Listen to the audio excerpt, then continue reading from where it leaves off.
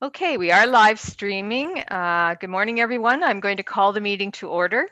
At this time, I'd like to remind council and municipal staff that this meeting is being live streamed to the public. All council meetings are also recorded. Recordings will be available to the public on the township's YouTube account. Physical attendance of the public at this meeting is restricted due to the COVID-19 pandemic. This meeting is held electronically under Bylaw 2020-70 to amend Procedural Bylaw 2018-117 pursuant to Section 238 of the Municipal Act 2001 as amended. We will move to the adoption of the agenda for Tuesday, August 3rd, 2021. The recommendation will be that it is going to be amended. There was one report that was missed. Under Fire and Protection 8.1.3, the Fire Department Activities Report dated August 3rd, 2021. So that is the amendment to the agenda. We will be adding that report. So the recommendation reads that the council and committee meeting agenda for Tuesday, August 3rd, 2021 is approved as amended. Could I get a mover, please? Moved by Councillor Poplinski, seconded by Councillor Schulist. All those in favor? And that's carried. Is there any disclosure of pecuniary interest this morning? None. None here. Okay, seeing none. This morning we have delegations, and our first delegation is quite a substantial sized one. It is the County of Renfrew. So the County of Renfrew is certainly our upper tier municipality and provides any number of services, some of which are similar to the services that the lower tier municipality provides, such as roads, but others are unique to the County of Renfrew and they're provided for all of our citizenry. So I'd like to welcome Warden Robinson and thank her so much for taking time out of her very busy schedule, and CAO Paul Morrow as well. And I guess what I'll do to the two of you, first off, I will just introduce council to you, and then I'll ask if you could please introduce the many members of staff that you've brought with you. So on our council, as you know, I'm the mayor and you know me, but Councillor Ernie Poplinski. There's Councillor, yeah, just signal so they know who you are. Councillor Dave Schulist. Councillor Mark Wilmer. And Councillor Carl Bromwich. There.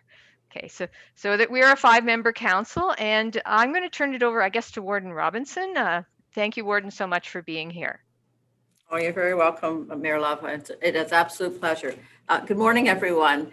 So I will, I'll introduce the staff that are with me this morning. Our CAO, Paul Morrow, our Director of Public Works, Lee Perkins, our Director of Development and Property, Mr. Kelly, and our Director of Corporate Services, Jeff Foss.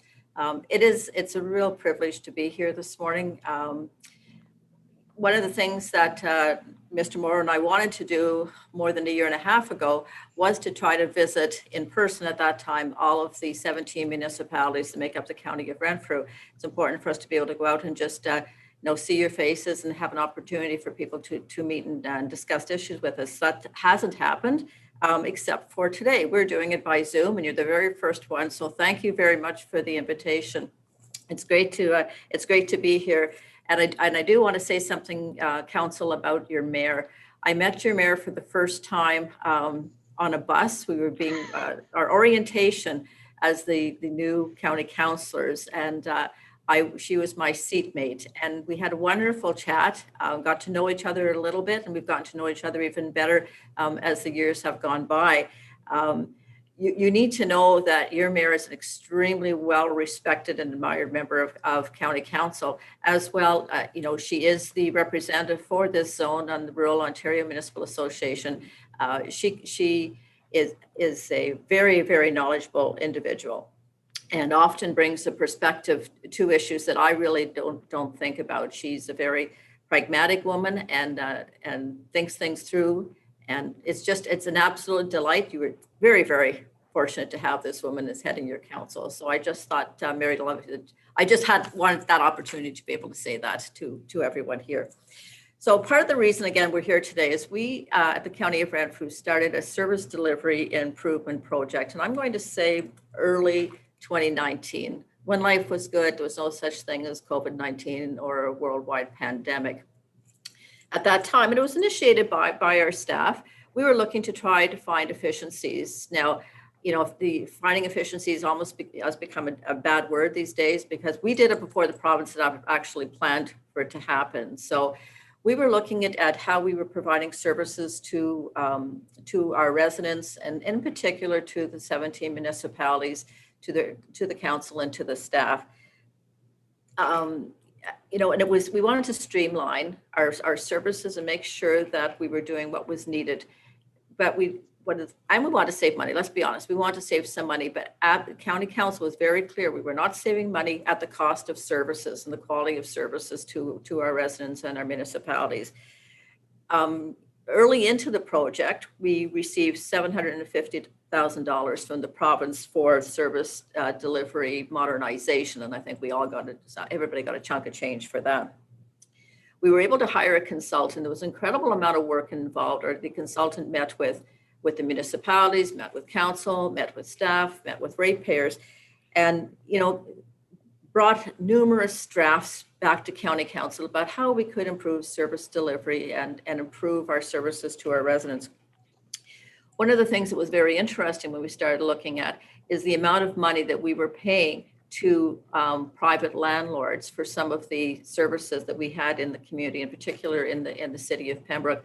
We were paying approximately $380,000 a year to rent to someone else. So if you're going to have to be paying that much rent, you may as well pay it to yourself. So that's where we started looking at really, revamping the entire administration building at the County of Renfrew. It's been a long renovation project, I'll say it that way. Mr. Kelly's smiling. But, so it wouldn't have taken that long had COVID not hit, let's be honest. So it impacts all of it. But we had, we were slowed down a bit, but the momentum that we had did continue. And, I can't say enough about the staff who have been in and out of this building. I'm probably the biggest whiner about, how come we're not moving? How come things aren't going on? But staff and services, they continue to provide the excellent service. Kim's cat. Hi, Kat. The excellent services they always provided, and I think actually almost better than prior, because we tried so very hard to make sure that no one was missing any of the supports they needed from the County of Renfrew. We also, as evolving, just like any other, renovation project, and if we think of service delivery improvement as renovating our services delivery, one of the things we started looking at as well is our human resources department and our planning department. And that has evolved as well too, which I'm sure Mr. Kelly and Mr. Foss will talk about today. But the bottom line is, I think that as a county and as a group of 17 municipalities, we are going to come out of this pandemic much stronger than we were. We have a much better understanding, I think, of the needs of each other, what the county's responsibilities are, what the lower tier municipalities are, and how together we can make things much, much better for our residents. So that's kind of my spiel, Mayor Love. I hope I didn't take up too much time. And if you don't mind, I just will now turn it over to CAO Morrow, please. Thank you, Your Worship, and members of council, and thank you for that, Warden Robinson. Today's focus of our conversation will be really three departments. And I think at the outset of COVID-19, we did a fairly good job of communicating and trying to support our local municipalities around measures as it related specifically to COVID-19 and putting the system in place that we needed to put in place to support our communities. And much of that was done through either our emergency services department or through our community services department, so used to be social services. To be frank, though, I think we've lost touch in terms of some of our communication efforts as it relates to some of the services we were providing local municipalities prior to COVID-19. And as we rolled out, as the warden spoke about, as we rolled out the reconstruction of this building and then our service delivery review, we had to regroup a little bit with our human resources department and with our planning department. And again, to a certain degree, responding in our public works department to a new environment, working with contractors and consultants managing many projects. In fact, I think it's probably either this year or last year in terms of capital programs that Lee will talk about, some of the highest and most work we've ever had done in just an environment that has been very challenging to operate in. So that is our focus today in terms of our conversation. So council's aware, we're happy to come back and speak to council about either emergency services, community services, or other departments. But now that we're getting back up on our feet again, we want to have those conversations specifically about how we can support you as a local municipality, either in our planning department or our human resources department. And then Lee will provide a brief update on where we are with our capital program through public works. So Your Worship, if we may, we'll continue on and proceed. But I will ask council that we're looking for your feedback today as well. So if we can tweak how we do business, but we'll talk to you a little bit today about the changes we've made, and we'll take your advice on moving forward. So thank you for that. Okay, thank you, Mr. Morrow. Now, one of the things I didn't do was introduce staff from Madawaska Valley, and that's in part because they have their cameras turned off and they're a little bit in and out of the meeting. Our internet is thin, to say the least, at the office. But just before you get started with your first department head, could I just introduce Sue Klatt, our CAO? And Sue, perhaps would you like to just introduce each of the staff members we have present so that we can connect for similar departments, the people who would be working with each other? So we have our operations manager, Hillary Kuchkuski. Good morning. We have our manager of planning, development, and licensing, Silas Lubetzky. Good morning, everyone. We have our operations supervisor, Mike Phillips. We have our deputy clerk, Gwen Dombrowski. I believe her camera is off, but she is manning the session. There's Gwen. We also have Stephanie Plebin. She's the Recreation Community Development Coordinator. Don't think we can handle one more camera on. No, I don't think so. I don't think so. And that is staff that is in attendance at this time. Right. And our treasurer isn't in attendance at the moment because we were having a technology issue earlier, and our CAO is currently using our treasurer's computer. Okay, so Mr. Morrow, I'll turn it back over to you to introduce the staff people you have with you again. Sure. So our staff people is the Director of Corporate Services, Mr. Jeff Foss, and I think that you've all met Jeff in the past. Mr. Craig Kelly is the Director of Development and Property, and Mr. Perkins is the Director of Public Works and Engineering. So, so council is aware, and I'm not sure if Craig is going to get into this, but we have done some restructuring. So we have created a corporate services department, and Jeff is the Director of Corporate Services. Under corporate services now follows our HR department, as well as our finance and administration and IT. So a much broader service now being led under Jeff. Craig's department, as part of his restructuring, has taken on the entire real estate portfolio and now is managing our 1,240 some community housing units that we manage and oversee as well throughout the county. And I know there are some in Madawaska Valley. I believe they're on Stafford Street, actually, in Barry's Bay. So Craig is now responsible for that division as well, in addition to economic development and planning and the OVTA. So no small role for these folks as well. So I will leave it at that, and maybe we'll start with Jeff, if that's okay. Mm-hmm. Thank you. And to you, Mayor Love, and council for Madawaska Valley and staff, good morning. And for those of you who don't know me, Jeffrey Foss, now Director of Corporate Services for the County of Renfrew.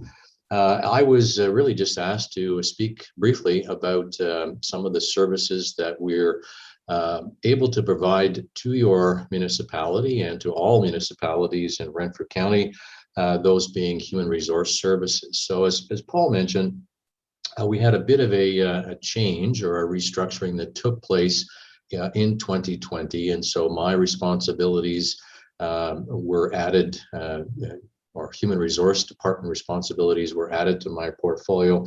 And one of the things that we tried to do early on was to really develop a structure within HR to be able to provide really enhanced services to our lower tier municipalities. And with that, in February of this year, 2021, I brought forward a business plan to County Council, which was approved, which allowed us to add one new staff member to the HR department. That new staff member would be available to all lower tier municipalities to assist with all of your HR related services. In addition to that, council approved the transfer of an existing human resource staff person who had been working really on a separate location and working specifically with our emergency services department. And so that staff member transferred back into the human resources department. So we've really consolidated all of our HR services into one department. And with that, we began to build a team. So following that February approval by County Council, we looked first off to hire ourselves a new manager.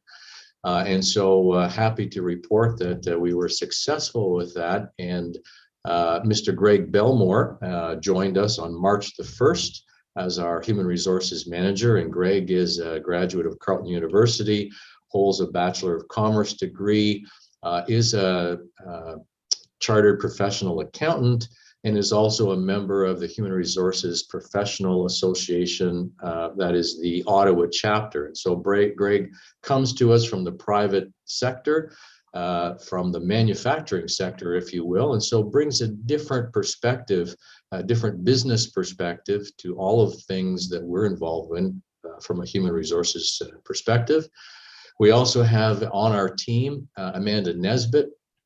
Amanda holds a Bachelor of Business Administration degree from Nipissing and is also a member of the Human Resources Professional Association in the Ottawa chapter.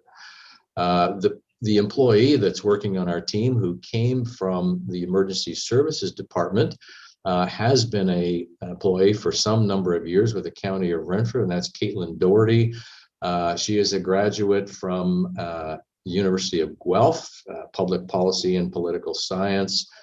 She also has obtained a graduate certificate in Human Resource Management from Algonquin College and is also a member of HRPA, the Human Resources Professional Association of Ottawa.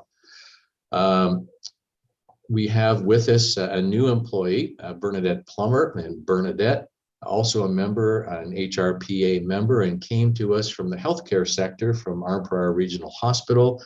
And finally, a new employee to us, Brady Smith. Brady holds a human resources professional designation and is working on his human resources leadership designation, also a member of HRPA, the Ottawa chapter, and comes to us from the private sector as well.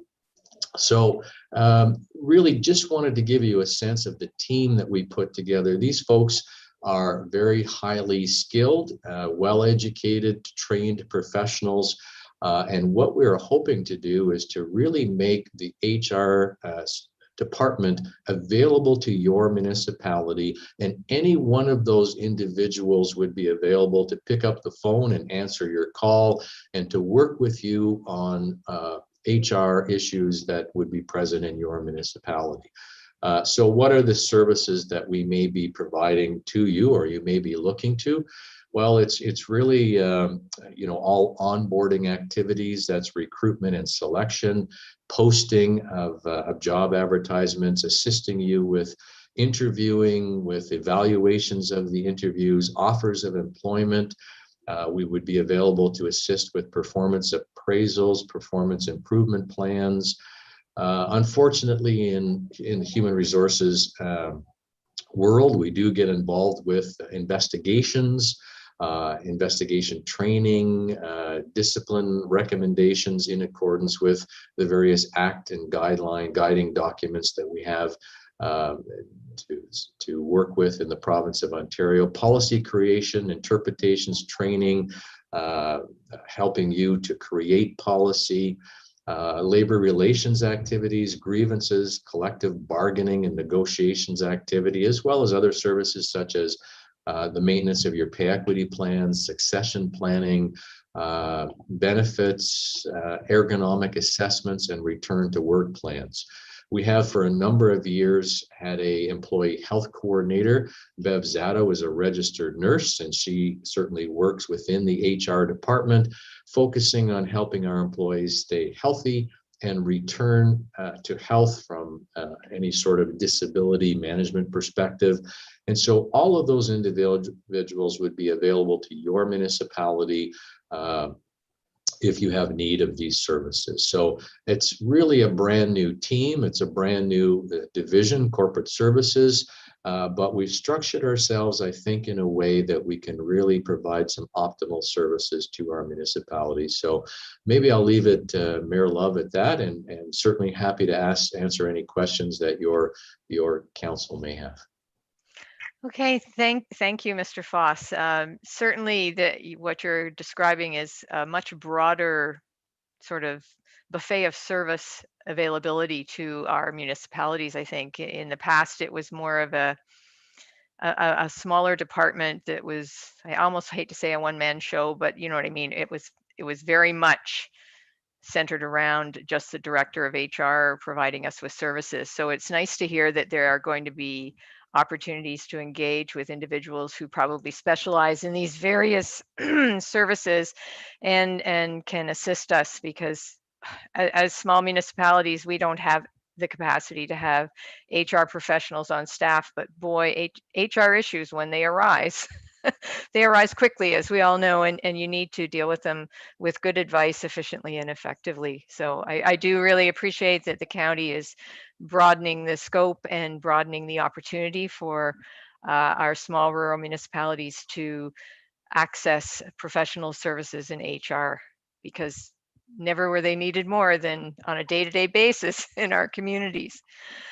Council, are there any questions for Mr. Foss about the HR department? Councillor Wilmer, did you have a question? It's not a question, but I just wanted to sort of echo some of the comments. I think it's good to see that it's a team now that has a much broader scope of knowledge and information. I think human resources is one area that we really rely on in not having any human resource staff. So it sounds like it's going to be a great service for us. I'm looking forward to seeing how the changes work. But it sounds very good. Okay, thank you. Councillor Poplinski. Oh, sorry, you're muted.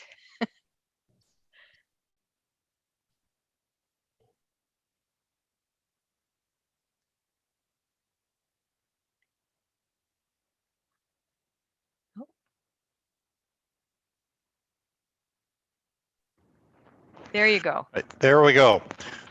First of all, it's great, I think, to see everyone from the county. I think this is especially what we've been through in the last little while. I'm sure it's been very challenging, and certainly our requirement for more services is happening all the time. And you know, after working in the pay and benefits for the last 30 some years, I found that it's been a real challenge dealing with the township and our benefit increasing, and I'm sure everybody's facing the same issue. So any help that we can get from the county, I think, would be muchly appreciated. And I would like to sit down with someone and talk about our specific situation. And our insurance costs, as you know, is becoming so overwhelming that it's you know, how are we going to deal with it in the future? So it's nice that you have this consolidation and a real team approach to these problems, and I look forward to working with the county because I think it's long overdue, and I'm quite pleased to see where we're going with this. So thank you again, really appreciate it. Okay, thank you. Any other questions from council for Mr. Foss?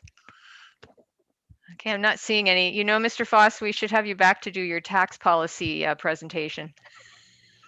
Well, I would certainly just love to do that, Mayor Love. So happy to share the joy with all of your council.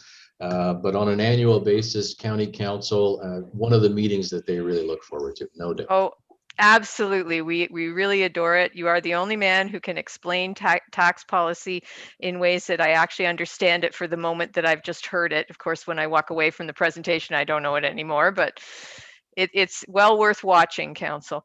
If there's nothing further for Mr. Foss, anything from staff? Again, most of your cameras are off, so I can't tell if anyone. Okay, I'm not seeing anyone turn. Oh, Sue. Sue, did you have a question for Mr. Foss? No, I don't. I think staff we correspond quite frequently when we have questions. And I know the treasurer attends the county council meetings. They have a group of treasurers that meet, and Amanda is quite comfortable with contacting Mr. Foss with all of her questions as they arise. And I have to thank him for always responding quite promptly and always making us feel like there's never a silly question, and opening that conversation with us is always appreciated. Okay. Thank you. So thank you very much, Mr. Foss. Really appreciate you taking the time this morning.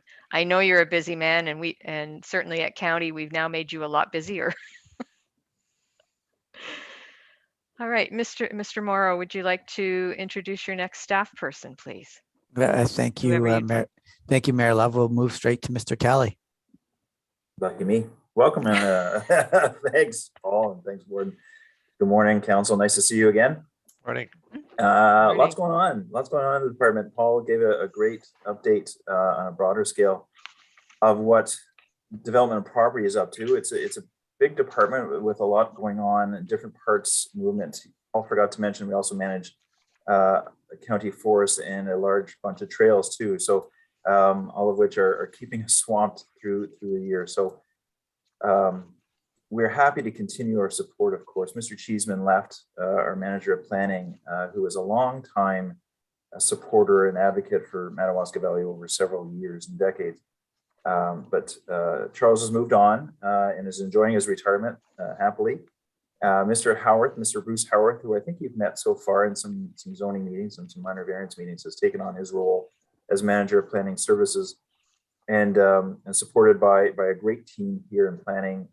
Foremost is Lindsay Bennett, who assists with your files. What we've done and will continue to do at the moment is geographically separate our planning department into segments, and Madawaska Valley will continue to be Lindsay and Bruce, and Alana Zato, of course, will still handle our land division or your severance files as they move forward, and supported by Ann McVeigh and Donna Roots, who will, Ann is another county planner that we have, and Donna is our administrative support. Luckily, County Council had agreed to an internship program this year in our planning department. It was a success. Our intern has agreed to come back to us full time in the new year, and hails at the moment from your region, not your township, but your region. She has enjoyed a place throughout the pandemic on Hinterland Beach, and has worked for us throughout the summer. And we hope that she'll continue living, or she's going to live in the area because she's going to work for us. So she's going to live in the area somewhere, but she's just not sure whether she's going to make that her home or not on a full-time basis as she moves forward with her partner. So, but that still leaves us down. Our planning department is still down a person at the moment. So we are a little bit stretched at the moment, but happy to continue with support and increasing that support as we move forward and building our capacity. As you're aware, the official plan amendment number 31 is a redo of our official plan, if you will. Goes back a few years to when County Council had adopted a made in Renfrew County version of an official plan that had some local context into it. And we've reverted our official plan to that. That goes before the public on August 19th. And sometime thereafter, we will ask County Council for approval of that amended document. And then the hard work begins on the comprehensive zoning bylaws that will need to be updated through for a number of municipalities, including your own, The last one was 2006 for your municipality, although it's been consolidated over the years. But I'm sure Council and Mr. Lorbetsky, who would be more than happy to have an updated version all together with some of these new local context additions added into it. So we'll be working with Sue and Silas specifically on that as we move forward later this year or into early 2022. So Paul talked about restructuring. We've made some minor changes on the surface. You really won't see them, but some of our junior planners have now become county planners, giving them additional duties and a little more, I'll say, slight authority to make changes and get things faster, flowing faster through. We've heard all of you say it. We've heard the public say it. I want my planning file to move faster through the system. Unfortunately, there are some legislated timelines that we have to work with. Madawaska Valley is an extremely busy municipality with planning files right now, as you are more than aware, of building files. So your municipality, almost more than others, has made extensive use of the general inquiry process, which is a pre-consultation process for people to determine what they can do in their property. So those take a long time to work through, but the public in the end, the ratepayer and future ratepayer, gets a fulsome report. And we're hoping to continue those. It just means capacity issues to get those done. So we're working through that process and we'll continue to do that for you. So OPA 31 is happening. The other thing that we're working with Sue and your staff on your behalf and all the municipalities is the cannabis study, the cannabis report. We know you have an interim control bylaw, I think until December 31, 2021, that halts all cannabis production facilities in Madawaska Valley. That report is ongoing. We've just seen a first draft of a preliminary report, and on to stage 2 of that report, where they'll be reaching out to your staff. But that's ongoing, and we'll be wrapping up in August. So that's what we're doing on your behalf, using some funds received from, so I guess it was the province, Jeff, through the cannabis fund, based on all sales given through the retail. So we're working on that. So that's planning. Really quickly touch on the fact that we are here to support Stephanie and your staff on economic development and tourism and small businesses. We've got several staff dedicated to that. We are recruiting, again, because of retirements, for 2 positions in the Ottawa Valley Tourists Association. So we're beefing up that staff and have redefined those roles to be more industry relations coordinator type folks who will be out there dealing with tourism operators. The tourism operator, for sake of a definition, is really anybody that operates a business that helps a visitor to the area. So it could be a gas station, it could be a lodge. So all those things are part of that cadre of businesses that we help out. So we are there to support Stephanie and your staff and your visitor centers as we move forward. Lastly, but there to support in terms of what we've been through, and happy to guide and assist where necessary or where we're asked. We are completing in the next week. Warden touched on it. It was supposed to be a few weeks ago. There is a bit of a pool, and thankfully I've probably lost many times now. We are slowly getting this building back into a workable building. It's been under renovation for more than a year. We consolidated a number of services into this building, and we are now administratively all under one roof. And that's creating a fantastic collaborative effort for many of our staff, and one I think that we will hope to model for many municipalities as they move forward. It was a large bill. It was over $4 million to get this done, but what it has created is a more post-pandemic environment for people to work in. And I think that when staff gets reintroduced to this building, they will be happy with the space that we provided and the new workstations and layouts that we're providing to them. And then very briefly, Paul mentioned it, but yes, I am now managing 1,200 housing units. So in your region, there are the ones on Stafford Street, of course, and the ones in Palmer Rapids. I know it's not your municipality, but it's nearby, and probably former residents live there. So those 2 in your region provide assistance to those in need. And worthy of note is the fact that we also have created with community services a seniors housing strategy that we'll be moving forward with in the ensuing months. to determine when and how we roll out a strategy for those of a certain age who are looking to perhaps leave their home or even stay in their home, and how they will age in place or age with dignity and respect as they move forward, perhaps just before long-term care hits. So it's a busy county and busy department for sure. Thank you, Your Worship. Oh, thank you, Mr. Kelly. Quite obviously, your workload has increased significantly. There's nothing like having a whole bunch of houses and apartments in various conditions as you try to get them up to speed on anything that needs to be done, and having that added to your list is a substantial amount of effort. On the seniors housing strategy, I think that's something that Madawaska Valley would be very interested in knowing more about and working with the county on. We do have many seniors in our community. Often they've retired to the cottage and they'd like to stay in the community, but the cottage property is just too much to look after at certain points in life, but they're certainly not ready for long-term care. So anything that can be done to assist and any way we can work together to encourage the development of seniors housing would be much appreciated, because it's very much needed in our community.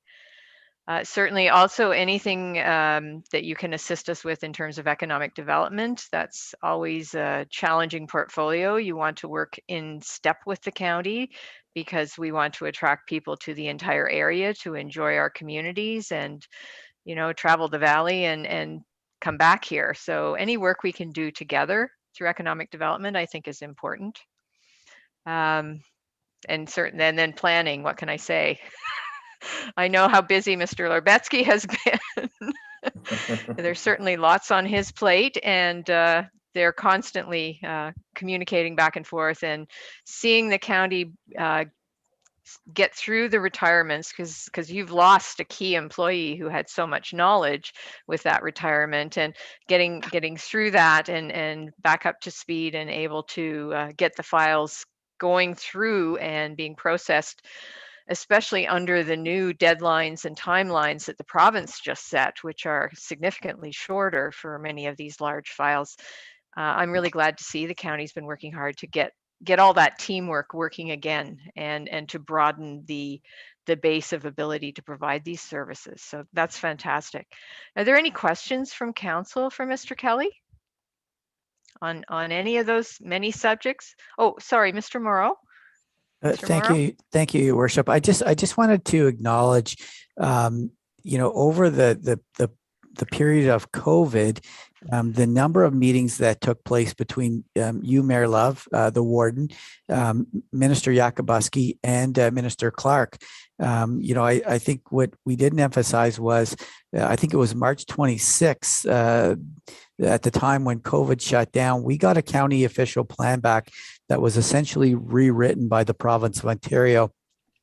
So it wasn't without a lot of political maneuvering and influence that was required to make sure that staff had the ability and the direction to work with the province of Ontario to bring us back to a county official plan that is more usable and workable. And as Craig said, a made in Renfrew County solution. So I think that, hats off to our elected officials who saw the need to provide some political direction and work very closely with our elected officials at the province. So without that, we wouldn't be where we are today. And I think, what we're going to see on August 19th, when we have that public meeting to introduce the new county official plan, after receiving lots of comments back from the local municipalities about we need more flexibility here or here, I think we're there. And I think we have a document that protects the interests of the public, but also at the same time allows us to develop and grow our communities. So hats off to everyone involved in that process. The other question I have, Your Worship, is Craig, I was wondering if you could jump and talk about our severance process moving forward. I know when we talked the other day, we're shaving significant amount of time off the process just by finding some efficiencies there. Yeah, so it's all new. Thanks, Paul. It's all new, so we're just trying to work through that. It's going to skip a couple of steps. We are going to be concurrently working with the municipality on severances. So they are out. We won't be waiting for council's report back. Usually before it would come to you, ask for a report, and then it comes back. There's about a lot of back and forth. It's just going to be staff working with your staff to push it through concurrently with a report to your council that could shave off up to 2 and 4 weeks, depending on when your meeting schedule falls. So it's going to flow those severances through quite a bit faster.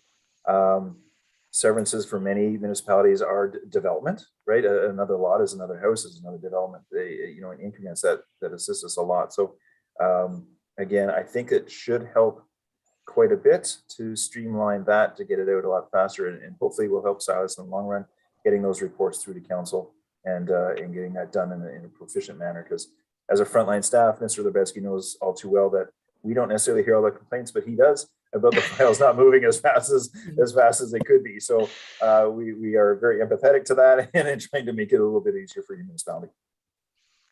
That's great. That's really good to hear. I mean, certainly anything we can do to reduce the number of steps but still complete all the process is very helpful. And you're absolutely right. A severance is new development in a small community like ours, and it's super important to help us to grow our assessment base and our populations, which we desperately do want to continue to do. So that's fantastic. Any questions from council for, right. Okay, so I have one from council and then I'll go to staff. Councillor Poplinski. Thanks, Mayor Love. Am I on there? Or am I off? Yes, you're good. Okay, you're good. Thank you very much.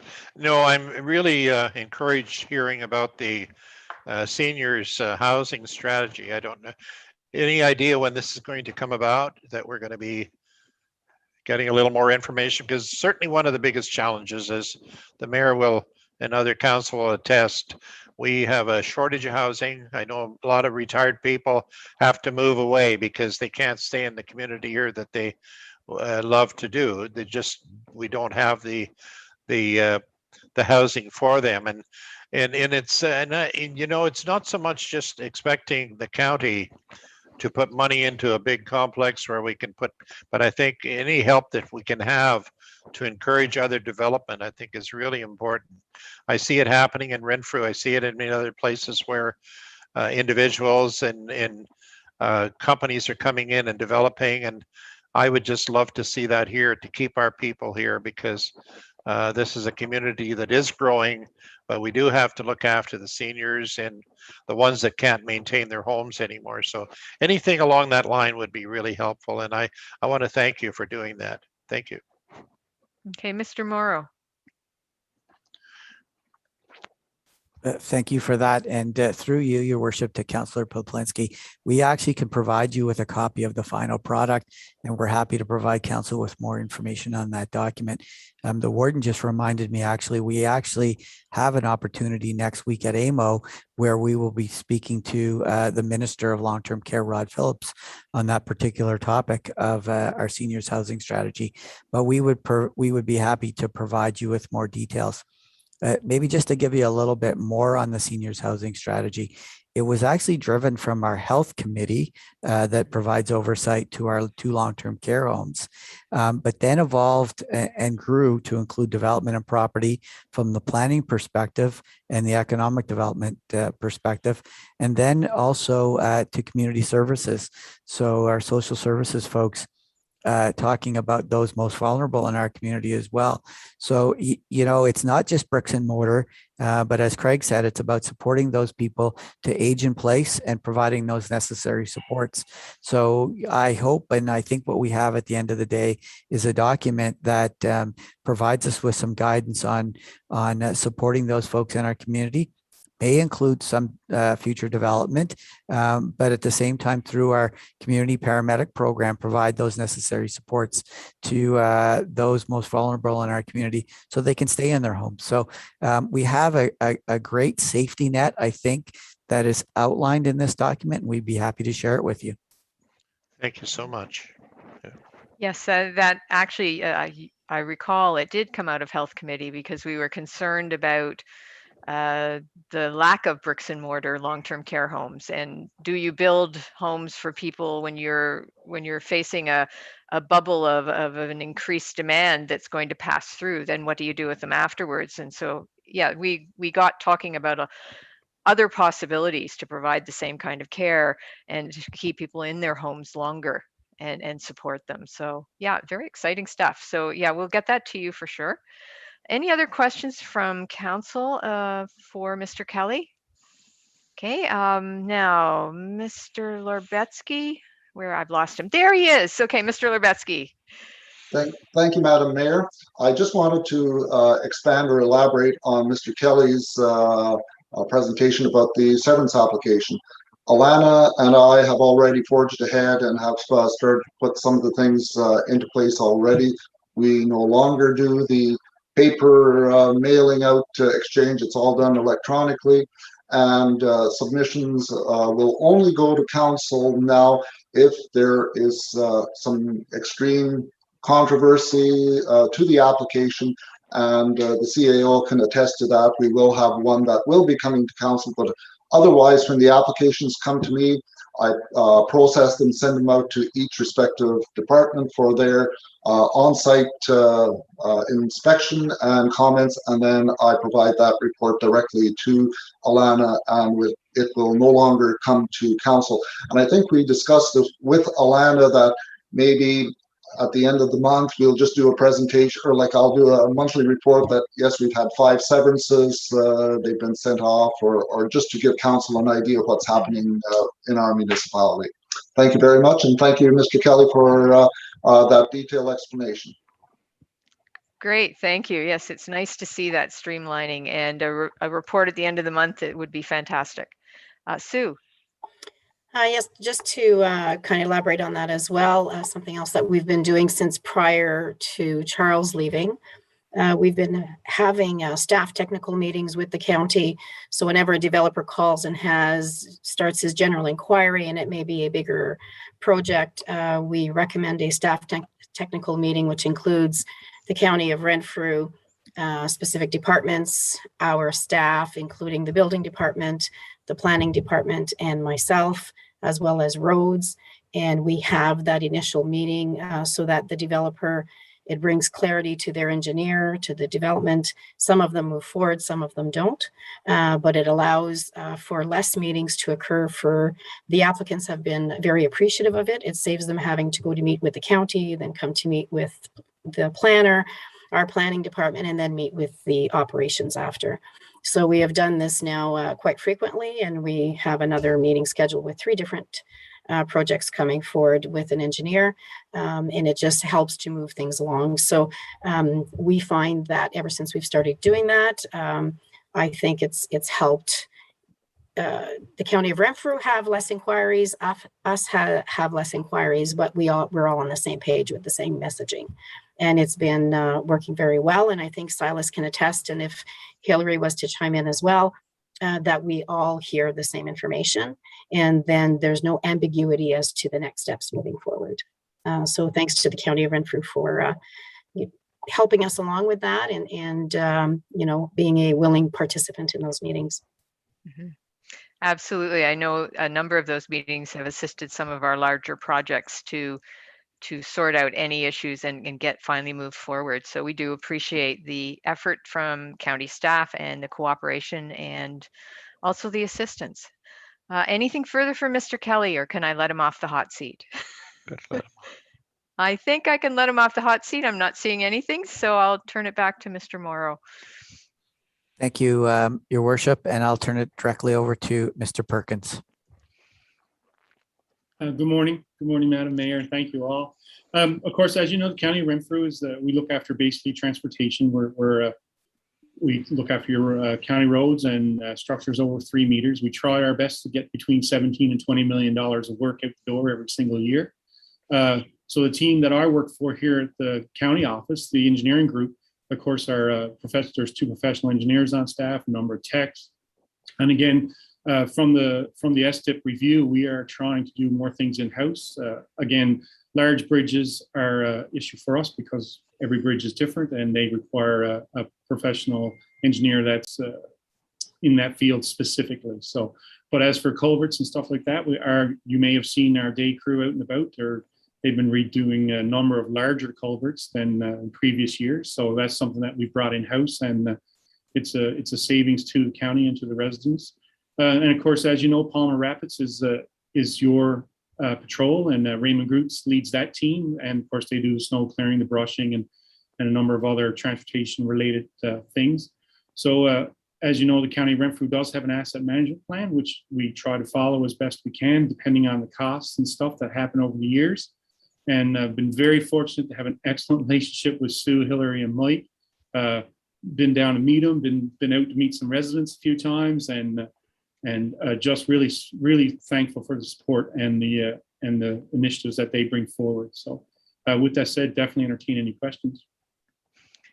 Okay, thank you, Mr. Perkins. I certainly want to express my appreciation for the fact that whenever we do have a sticky situation that needs to be looked at that relates to a county road, both yourself and the chair of operations are very willing to come out and look at it with us and provide guidance or advice. And we have taken advantage of that in the past, and we do appreciate that cooperation and that assistance. It's really nice to be able to talk through a problem. As you know, we still have we're getting more of a parking issue in what I'll call downtown Combermere, because as buildings are renewed and refreshed and more people are using the downtown core of that very small hamlet, along with the public wharf and the restaurants, it's starting to become an issue. So I hope we may have a meeting at some point once we get through this COVID nonsense to have a look and see if there is anything that can be done to assist. Because right now it's just getting very, very busy with lots of parking everywhere, and you need a little more control, especially dealing with that county road. So I'll just put that note in your ear that we still do want to have that discussion. Anyone from council, any questions for Mr. Perkins? Councillor Bromwich. Thank you, Mayor Love. Any meeting we've ever had with county with a road problem down here concerning county roads and our municipal roads where they intersect has been just great. To meet personally like that, the side of the road, discussing the problems and having options offered by Renfrew County has proven to be a time saver. It's been a good experience. We've had several meetings with the operations people from Renfrew on certain areas, especially down in Combermere, and they've pointed out safety issues that we were overlooking or maybe not really considering at the time. So I just want to say our meetings are really well worth having, and I'd like to see more of them happen down this way. Leah and the boys are just great people to talk to, and they really offer an awful lot of input that we never really considered at the time. So thank you, Lee, for your efforts the last time we met. And yeah, as you say, there's parking issues down in Combermere. I think there's options down there that we can look at. Yes. And further. We are growing at such a rate here. And I mean, the business owners are complaining, oh, we don't have enough room for parking. I said, isn't it wonderful? It's nicer to, instead of having an empty street, isn't it nice to have a parking problem? I mean, we have a downtown Barry's Bay parking problems, but we have a huge parking lot that nobody really realizes exists. So I'd say it's a good thing that we have parking problems, because that shows that we have more people coming into town. So thanks again, guys. Thank you, Councillor. I'm just wondering, I know we're not doing in-person meetings yet, but when the county gets back to in-person meetings, Mr. Perkins, could you put Madawaska Valley on the list for an operations committee meeting adventure where that committee comes out to a municipality? That would be really nice, I think. It's not that often that our councils have an opportunity to see how operations committee works, and having sat on operations committee for a number of years, it's very interesting. And I recall going to Brudenell, Lyndoch, and Raglan, and it was a nice outing to go there for me because it was such a short drive. But if you could put us on the list, it would be nice to see the operations committee come to our community. Is there anything further from council? Anything from staff? Any questions from our staff? You guys work all the time together, I know. Okay, Mr. Morrow, is there anyone else that is going to speak to us? No, that is our presentation, Your Worship. I will, with your permission, I'll turn it back over to the warden for closing remarks. Okay, can I, just before the warden speaks, I want to speak to council about the warden and county staff. What our council doesn't recognize is the effort and energy that the warden and county staff and the chairs of the committees for the county of Renfrew put into lobbying the province, lobbying the federal government to try to look after some of our needs. And one of the key things that Warden Robinson has done over the last year and a half has lobbied hard and fast for Renfrew County VTAC. That healthcare service that is picking up all of our residents who don't have a family doctor, and there are many of them, or who can't get in touch with their family doctor, is providing an invaluable service to our community. And Warden Robinson has lobbied, I don't know, you've talked to everyone. I can't think of anyone the warden hasn't talked to at least twice, if not 3 times, desperately trying to ensure that we get to keep a service that is really helping our community, our seniors, and that is providing the care, at least in the interim, while we don't have enough family doctors. And of course, Warden Robinson is also a physician recruiter and has a thorough understanding of the desperate need for family doctors in Renfrew County. So I wanted council to be very aware that the County of Renfrew is constantly lobbying on your behalf for more funding for our social services, for our health services, for things like Renfrew County VTAC. They are constantly trying to make the rest of the world aware that we provide excellent levels of service and that those levels of service should be funded and they should be expanded to other communities. So with that, I'm going to turn it back over to Warden Robinson with a big thank you for everything that she does. I don't know how she does it all. I'm quite certain you're not spending anywhere near as much time with your grandchildren as you were when we talked on the bus that day. Anyways, Warden Robinson. Thank you very much, Mayor Love. That was a perfect segue because I didn't want you to be shocked that I actually left a meeting without talking about Renfrew County VTAC, because that would have just been horrendous for me to do that. So thank you for that. So yes, that's what I want to say, that, the County of Renfrew continues to lobby for all of our municipalities. We do have a delegation with long-term care. We have a delegation with the Minister of Health. We have a delegation with Minister Steve Clark's parliamentary assistant. So we will go there virtually in 2 weeks and speak long and hard about the needs of and the County of Renfrew. And just, yes, VTAC is extremely, extremely important. I was actually just this morning emailing back and forth with Dr. Jason Malinowski, which I'm sure all of you know. Jason is an avid supporter of physician recruitment. And the reality is we need 30 new physicians in the County of Renfrew, and that's not going to happen. So any opportunity you have when you're speaking with any provincial body to talk about VTAC and how essential it is for the quality of life and the health and well-being of our residents, please do so. And again, this has been a wonderful hour. I've really enjoyed it. I've enjoyed meeting all of you. I've really enjoyed the feedback that you've provided to us. It's good to know that we are in the right direction, that, as we develop and massage and pivot our services to the residents and the municipalities of the County of Renfrew, we're on the right track. And the more feedback we receive, the better. So thank you so very much, Mayor Love and Council, for inviting us here today. And I look forward to the first Operations Committee meeting that occurs in Madawaska Valley, because I will be there. So take care, everyone. Thank you, Warden Robinson. Thank you, Mr. Morrow. Thank you, staff of the County of Renfrew. We really appreciate that you've come. It's nice to be first on the list of, now you've only got 16 more municipalities to go. But it is great to have you here today, and we do appreciate this connecting with us. I think it's very important with all the changes that have occurred.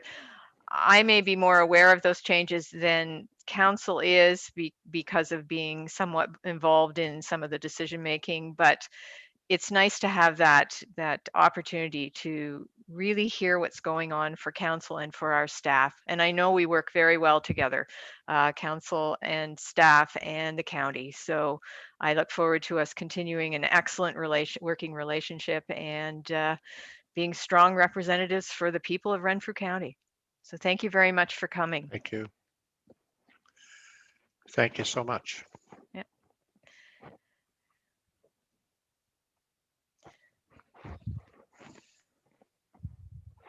Okay, that was really interesting.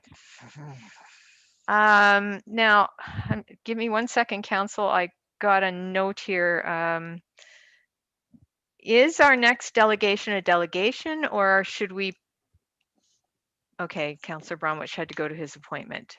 He's headed to his appointment. So is our next delegation an actual delegation, or is Mr. McCaffrey here in terms of the letter that is provided in the roads and waste management section of the committee meeting?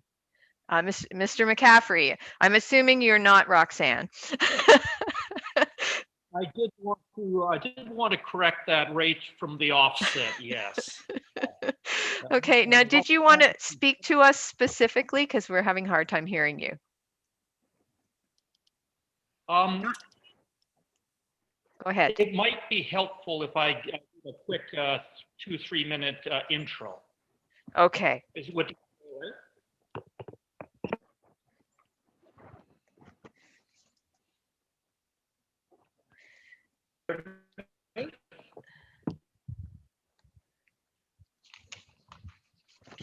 Okay, and Mr. McCaffrey, your internet has slowed to a freeze. You gotta love it. Well, there are many other advantages of being out here, so I think we can live with that one. Would you like a quick intro, or are we having too many internet difficulties? What you can do is, if you don't have anything that you need to show us, you can turn your video off and just speak to us, and that may work better. So I'll just introduce you. This is John McCaffrey. He's here regarding Otter Lake Lane and the public road allowance. Hello, can you still hear me? Yes, we can, and actually it's smoother. Okay, why don't we run with that? May I make a quick introduction? Absolutely, go ahead. The floor is yours. Well, thank you. My name's John McCaffrey, by the way. I'm the Secretary Treasurer of the Otter Lake Lane Property Owners Association and a four-season resident. We've moved in here permanently. We live on Otter Lake Lane. The problem we're presenting today, and I appreciate this is of much less stature than the great matters you were discussing earlier, but it's an issue that we'd like to present. It's the problem is that there's only one public access route to the railway trail from Highway 60 for the three resorts on Carson and Trout Lakes, plus for all of the residents and cottagers of Trout Lake and along Highway 60. And the only access, clean access is Martin Siding Road. That's about 3 or 4 kilometers down Highway 60. So to avoid traveling that additional distance, many of these people take a shortcut up Otter Lake Lane. And Otter Lake Lane is a private road, so it's really not really prepared for that level of traffic. And to find out the extent of this traffic, we set up a wildlife camera a couple of years ago, just so we would have some statistics. And we discovered there's over 2,000 non-resident vehicles per year using Otter Lake Lane, and the majority of these are ATVs. And all of the residents of Otter Lake Lane have stories of dangerous encounters with high-speed ATVs. And the camera also discovered that for some reason, young men and tourists on bike rentals seem to think it's very manly to spin donuts and do four-wheel drive drifts around the corners. But since Otter Lake Lane's a dirt road, that's quite destructive. It makes a mess of the road, digs ruts and throws gravel, makes a lot of noise. Because of these events, on top of the cost of maintaining the road by the residents, we also need to take out road association liability insurance now, and that's over $1,000. But probably more troubling is that our private road signs have been vandalized, and they're on metal posts, which are quite substantial, and these posts have been bent and twisted off, and a 3/4 inch plywood sign was broken into 4 pieces. That's some pretty serious anger management issues. Okay, so that's the problem. Okay, fortunately, there are solutions. I can think of 5. But the one that I'd like to present here is that there is a road allowance that connects Highway 60 to the railway trail. And the point where the road allowance meets Highway 60 is only about 200 meters from East Trout Lake Road and only about a half a kilometer from the resorts. So the request is, could this road allowance be opened up for recreational use? And that's it in a nutshell. Okay, thank you, Mr. McCaffrey. Was there anything further you wanted to, maybe what I'll do is I'll ask council if they have any questions. Now, Councillor Bromwich did have to leave. I can't see Councillor, okay, Councillor Schulist, are you coming back? Now, does any member of council have any questions for Mr. McCaffrey at this point?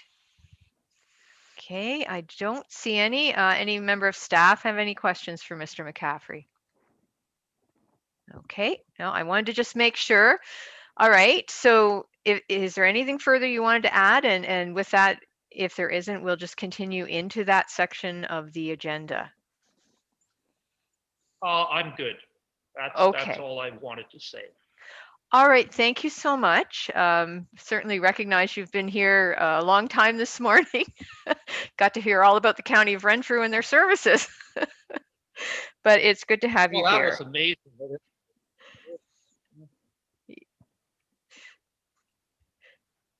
Okay. Yes, your internet is, as soon as you put your video on, your internet is not great. So just, we're aware of that. All right, so thank you for that information.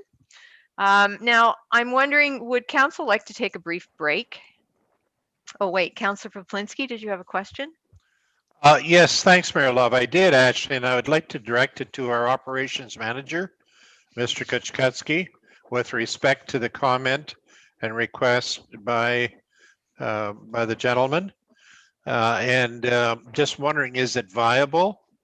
That would, so maybe the plan is to hear from him yes. further on in our discussion?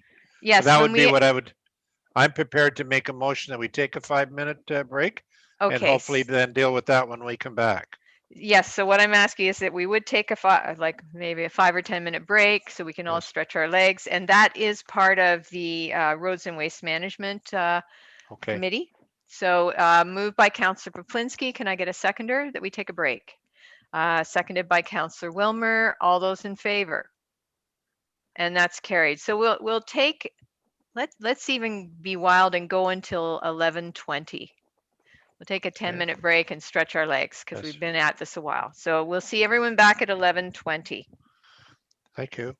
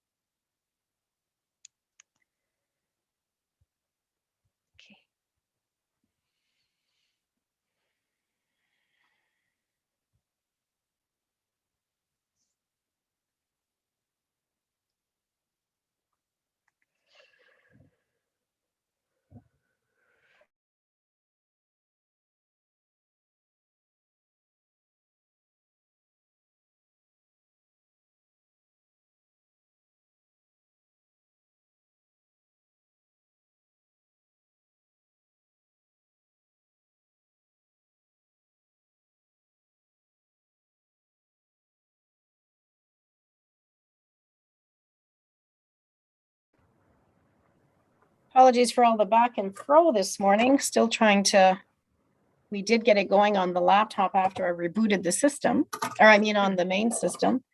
But then it was just freezing. Couldn't hear anybody. So I went back to the laptop. So I'm not sure what's happening. But after we rebooted, the video did come up on the computer. Okay. So yeah. Oh, the joys of technology. Oh, Should probably have it looked at before our next meeting, but either the freezing could be the internet. I mean, we it are just- live now. Yep, that's great. Yeah, Okay, thanks. no, we're aware. Our exciting discussion of technology. Hopefully everyone will be back shortly. I guess I just need to know, Hillary and Mike is there. Hillary, are you there? Okay. I'm here. Hi. So I have everyone that I need to start the standing committees. So if everyone is ready, I'm going to call the meeting back to order. We are about to enter the council and committee portion of the agenda. All recommendations from the standing committees are recommendations to council and are pending the approval of council at a subsequent meeting. So our first committee is Operations, Roads and Waste Management, and Chair Bromwich did have to step out for an appointment. So I will chair for him in his absence. First off, we have municipal reports, public works update from Mr. Phillips. Mike. Perfect. Good morning, everyone. Good morning. I'll go through our public works update here. Thank you. Following updates include our 2021 tender progress. Our hot mix paving contract has been completed in June and July. Very nice work for that our contractor this year. Everything went very smoothly and very pleased with the product that we're left with. So happy about that. Our surface treatment contract is somewhat underway on Aberdeen. We're doing the culverts and whatnot, and then hopefully we get those done maybe end of August here, we can get the new surface put on. So that's a work in progress. Crushed gravel, still a work in progress. Usually don't really get the contractor out here till later in the summer anyway, so I'm not too worried about that yet, but they're coming. Truck and plow tender was awarded, waiting delivery. I know with the COVID, everybody's far behind, especially in that market. So just kind of a wait and see what happens, hopefully before too long, but we're still in good shape as long as we have it before the snow flies. Bark Lake waste and transfer stations are still, of course, very busy this time of year. Lots of high volumes, but everything has been running smoothly, which is a good thing, knock on wood. Cumbermere, we had our Cumbermere Hazardous Waste Day. Huge success this year's attendance, 268 vehicles, which is, I think Hillary said, the highest we've had so far. So I know it was busy for sure down there in the morning when I was there. So yeah, good thing, good program. Brushing and tree removal, our municipal staff is ongoing, of course, with any dangerous or trees that come down in the storms. Our brushing contractor, same as yearly program as normal, hopefully around September, October. We'll get started on doing the main brushing when everything starts to slow down a bit. This includes another section on the CN rail bed. Hopefully well, it all depends on how bad it is, really. We'll see how far we can get this year, but maybe be able to complete that or take a good chunk out of it again. Washouts, we've had some serious rain events, as if everyone's aware. It's been hectic. It seems like you just get them all patched up and whatnot, and then it rains and we're back at her. But we've been trying to alleviate areas that have been problems again, but we've just, with the rainstorms the size that we had, it just seems like there's not much can be done other than patch them up, and hopefully it holds. But I think hopefully as long as we're through the big ones, we've had washouts in areas that we never have had washouts before, so that's all going good. Capital shouldering with our paving contract was completed. Chepesky Mills, Wilowski Drive, Jack Pine Street. Arbor Vita will be completed when the surface gets put on. So that's a good thing. And hardtop patching has been Even though we have some of our bigger roads projects paved recently, it has been a lot of potholes been coming up with this huge amount of rain we've had. Seems like every second day it rains here. So, but we're keeping up. Everything's within our minimum maintenance standard specs, so that's a good thing. Sweeping, all the hard tops have been swept now from the spring and all the sand, so that's good. Roadside mowing has started. Every road should receive a first cut at least by mid-August, barring any breakdowns or anything, so that's on track. Same with the parks. Heavy rain has resulted in extra maintenance and washouts and just extra maintenance in general. Calcium application, all gravel roads, front of the houses and whatnot were at least done once. Some areas in the CN rail bed that have houses around them have been applied for calcium. Due to the heavy rains and forced, we had to grade, of course, in front of a few places that got washed out to fix it up. So we may require some additional calcium later on, but it seems to be wet enough right now. We haven't had a huge amount of problems with dust or whatnot. Our capital project of Pog Lake Road has been ongoing still. They've been slowly stroking items off the list. I think the only thing that we have remaining now is the granular sealing of the shoulders, and everything else is done. So hopefully, I've been talking with the project administrator on that job quite frequently, and it seems like it's still moving along, just moving along. That's what all I can say for that one. Also, we have another issue arise here just through our staff and talking about this issue due to the busy and congested area at the beach and the playground this summer. I think we have talked about this before, but it may be beneficial to make this location from Highway 62 to Stafford Street a community safety zone. And I attached the bylaw and just a couple of pictures for that if we want to open up that conversation. And that's it for my report. Okay, thank you, Mr. Phillips. Any questions from council for Mike? Councillor Wilmer. Thank you, Mike. Yeah, I like the idea of the community safety zone. I think it should be looked at for that area. It's becoming busier and busier. There's cars parking everywhere. People are having picnics more than ever. The playground is well used. And also, the only thing I would look at is you've listed Highway 62 to Stafford. I would consider extending it past the boat launch and down Island Lane to Cemetery Road. That way it would capture the entire waterfront, because that section too, when there's fishing derbies, there are cars parked everywhere along Island Lane. There's a lot of picnicking that happens in that area too, and even overnight camping sometimes. So that whole stretch is very, very busy. And I think it would make sense, if we're looking at this community safety zone, to include the entire waterfront area up to Cemetery Lane. Just a thought. Okay, thank you. Any other questions or comments from council? Okay, I'm not seeing any. All right, so I guess we need to, I thought I saw this somewhere else on the agenda as well.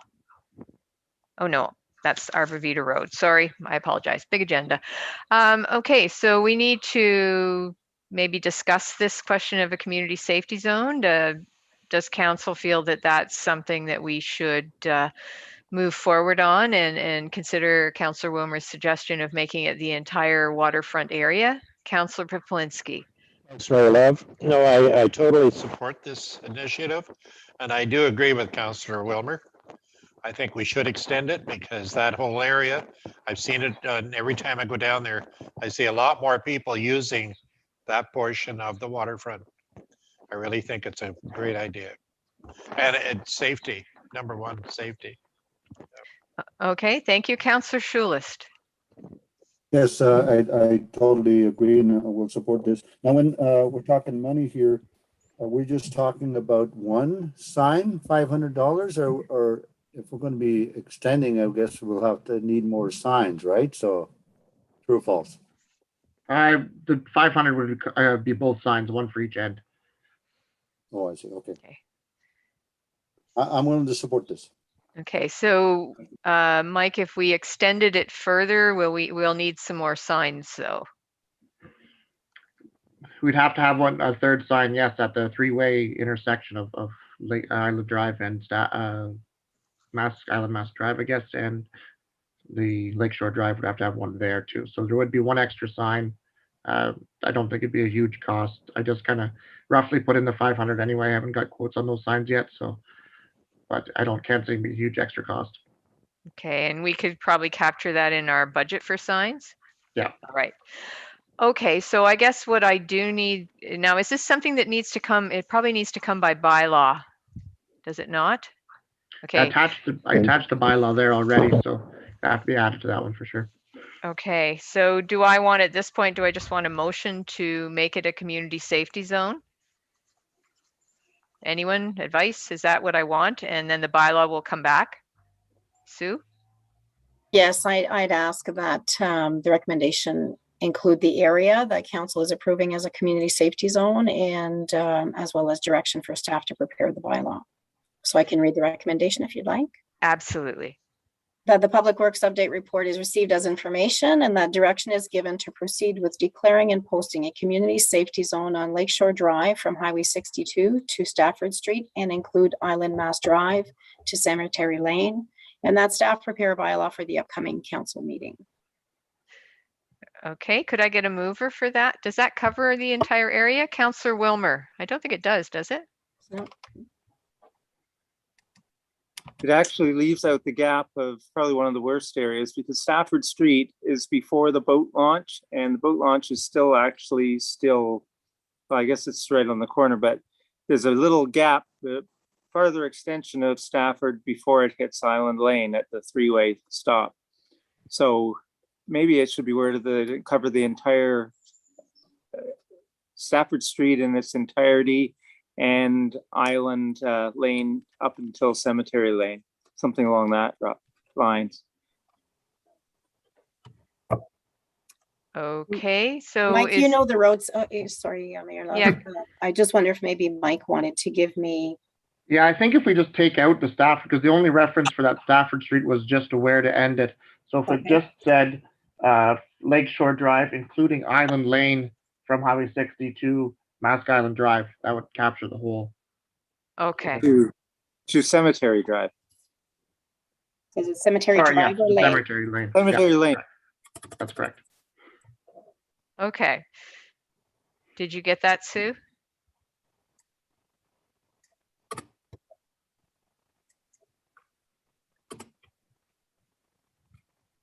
We'll give her a second. So is it from Highway 62 to Lakeshore Drive in its entirety, and including Island Mass Drive to Cemetery Lane? Including Island Lane to Cemetery Lane. Including Island Lane to Cemetery Lane. Cemetery Lane. Okay. All right, so we have the area we're talking about. That's correct. Can I get a mover for that? Moved by Councillor Wilmer, seconded by Councillor Poplinski. Any discussion on the motion? Seeing none, all those in favor? And that's carried. Okay. Making more work for you. Absolutely. Is there any other discussion of any of the other points on that report? Anything else? Any other questions? Okay. Not seeing any. Then we will move to the request to open the road allowance and speed reduction for Arbor Vita Road. And this is Hillary's report. Hillary. Good morning. So this report, I guess we'll start with the opening of the road allowance. It's kind of a two-pronged request. So we'll deal with the road allowance. These two requests came through Otter Lake Lane and Arbor Vita. Unfortunately, the Snowmobile Club or the ATV Club kind of are in the mix right now. We contacted the Snowmobile Club and the Four-Wheeler Club, and Teresa responded. And Mr. Lucas hasn't responded. So I don't know where we go from here. It's without them on board, I don't know how it's feasible to construct this. It's roughly 400-meter chunk, and it'd be going through forest. And there's a whole bunch of items, like I don't know who's going to do this, who's going to pay for this. And you'd have to get a entrance application, I believe, into MTO to create this entrance from the Highway 60, and that's a provincial highway. So I'm just going to make it bigger here so I can read this. So these two requests, there's two separate Arbavita plus Otter Lake Lane has requested this, but the ATV club and the snowmobile club hasn't really contacted us. Teresa has, and she said they normally don't get into surveying with a municipality on road allowance. Okay. So I don't know what to tell you more than what you have in front of us, but it would be a substantial job to create this, because I'm sure you need a 10-foot, 15-foot platform for the groomer or what have you. So, and you'd have to log it out. You'd have to get a surveyor involved. You need an entrance and excavators and bulldozers. And you'd have to be exactly right down the middle. So over 400-meter section. Any questions? Councillor Poplinski. Yes, my question actually is for you, Hillary. And so do you have an idea what it may cost to do this? If somebody was to take that on? I would estimate serving 5. I would hazard a guesstimate at $20,000 to $30,000. That's my own homemade guess. Minimum. Okay. Thank you. All right. Thank you, Hillary. And if it would then need to be, we'd have to have agreement absolutely with both the snowmobile and the ATV club, because they would be maintaining it. You would have to get into a road allowance agreement like Yes. we did previously. Right. So they would, we would be expecting at the very least that they would maintain that piece of trail. I would presume so. Like we don't have the means to maintain this. There would also need to be parking.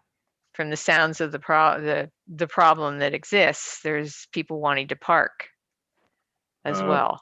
Parking, parking where? I believe not. It would be for the ATV would drive in there and drive to the tracks or vice versa. Okay, I just, from the letter from Otter Lake Lane, they seem to have a problem with vehicles being in there, not ATVs, but also vehicles, people's cars and trucks and things. So I don't know why they're in there and parking, but just curious. Anyways, Councillor Poplinski. Yes, thanks. Once again, another question for Hillary. And Hillary, are you aware of any grants that could be looked into in terms of this is a, development for more tourism? It certainly fits our whole strategic plan. What we're trying to do, encourage more people to come and use some of the acreage around and bring more money into the community. Do you know if there's something available that we could look at in terms of assistance here? Off the top of my head, I know no grant possibilities, but there always is a chance that something's going to be coming through in that realm. I haven't heard of any. I think the biggest thing is who's going to be eventually responsible for this. That'll be the big question for the maintenance.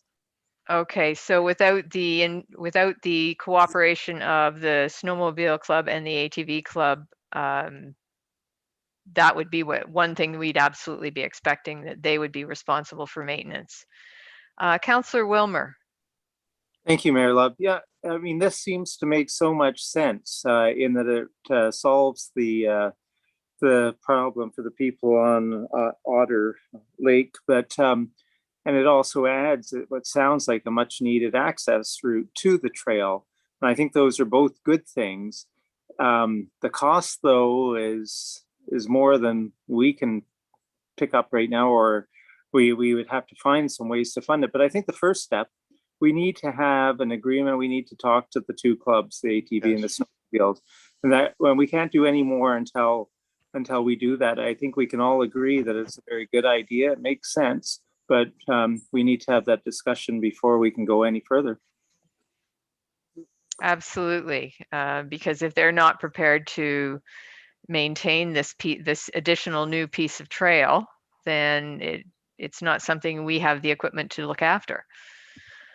So does council wish to direct staff to have those conversations with the two clubs and find out if there's any willingness at the very least for them to take on and maintain this additional strip of trail? And then should that be the case, we would need an agreement, but we also do need to find some funding.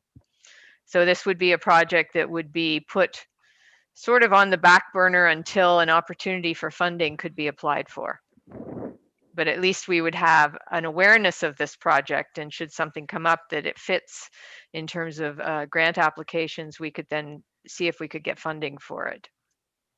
Thoughts on that? Is that how we want to go? Councillor Pawlinski. Oh, well, I think we're on, thank you. I think we're on the right track. I think that we can, the clubs can be part of the solution, definitely, but they should be part of the discussion.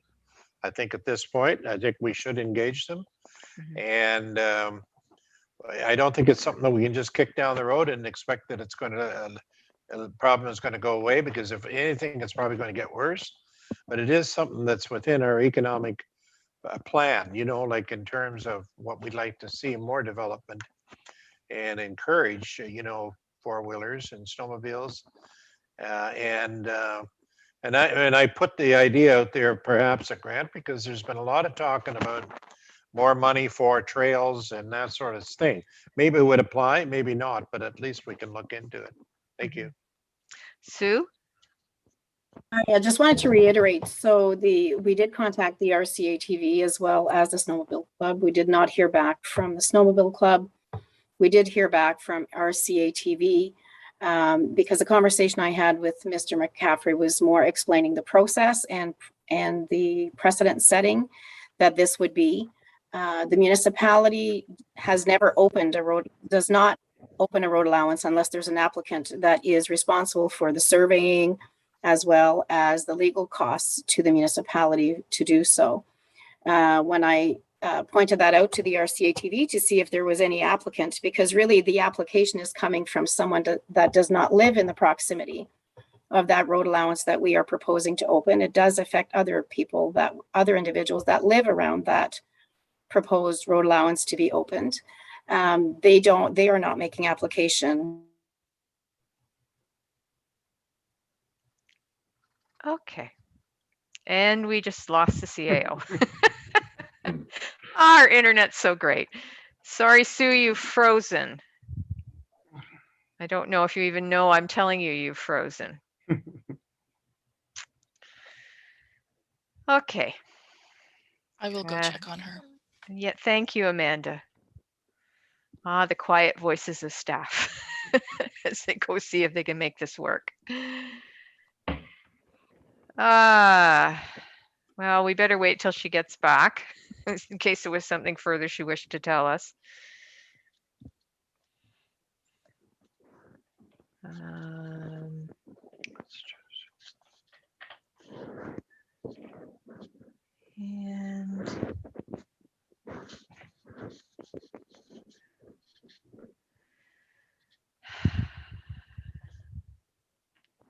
Apparently you lost me. You froze. Again. We can barely hear you. So what I was reading from, I'll try stopping my video and see if you can hear me better. Okay, Can you hear me now? That's better if you just, yeah, finish your thought, please. Okay, I'll read what they had sent. Generally, our CATV does not get involved in survey and legal matters of the municipality. Our CATV is willing to look for positive access points to trails as long as they will provide safe access for both trail and road traffic. However, from a safety perspective, without a direct crossing of the road in front of the trail, we are asking for future accidents and risking loss of life. The trail would be best to cross at a right angle to the trail or at a road and not an unexpected trail cut into the bush, given how busy the highway is. I will consult our ATV club director and volunteers from the areas. Okay, so I think there's some valid safety points being raised there.